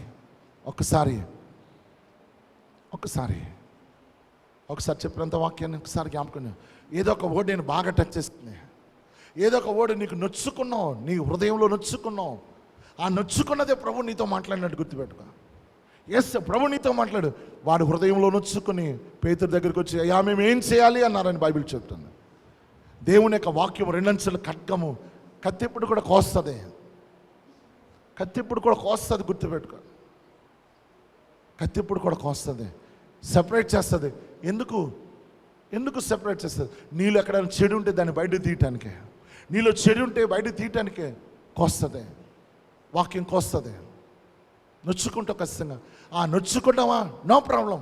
ప్రభా ఈ వాక్యం నన్ను బాగా టచ్ చేసింది, ప్రభా ఈ వాక్యం నన్ను చాలా ఇబ్బంది పెట్టింది, ప్రభా నిజం అనిపించింది ఈ వాక్యం, ప్రభా ఇదిగో నీ దగ్గరికి వస్తున్నాను, forgive me lord, forgive me lord, forgive me lord, నన్ను క్షమించు, నేను ఇంక ఈ బురదలో ఉండటానికి నాకు ఇష్టం లేదు, నేను పైకి వస్తానని చిన్న ప్రేయర్ చేసుకో. నువ్వు ఎంత బురదలో ఉన్నా అని చెప్పడానికి నేను లేను, కానీ ఎంత బురదైనా లేపగలిగే దేవుడు నాకున్నాడు, నీకున్నాడని చెప్తున్నాను నేను. మరొకసారి చెప్తున్నాను, నీ బురద గురించి నాకు మాట్లాడడానికి ఇష్టం లేదు, నీకు తెలుసు, నేను దాని గురించి వివరించవసరం లేదు. నేను చెప్పేది ఏంటంటే, అమ్మా నువ్వు బురదలో ఉన్నావు, నీ ప్రభు నేను లేవనెత్తడానికి ఇష్టపడుతున్నాడు. నువ్వు లేవడానికి ఇష్టపడినట్లయితే నువ్వు లేచి ఆ బురదలోంచి వచ్చేయి, ప్రభుతో పరిగెట్టు అని చెప్పడానికే నేనున్నాను. సో ప్రార్థన చేసుకున్నాం. ఎవరి కాళ్ళు ప్రభుని అడిగా. ప్రభా నేను కూడా మొదటి ఆదిమ సంఘంలో ఉన్నట్టు అవ్వాలి, ప్రభు కొరకు నిలబడాలి, ప్రభు. అయ్యా నీ కొరకు నేను బ్రతకాలి, నీ కొరకే జీవించాలి, అయ్యా నీ కొరకే జీవించాలి, ప్రభా నీ కొరకే జీవించాలి. చిన్న ప్రార్థన చేసుకో, చిన్న ప్రార్థన చేసుకో.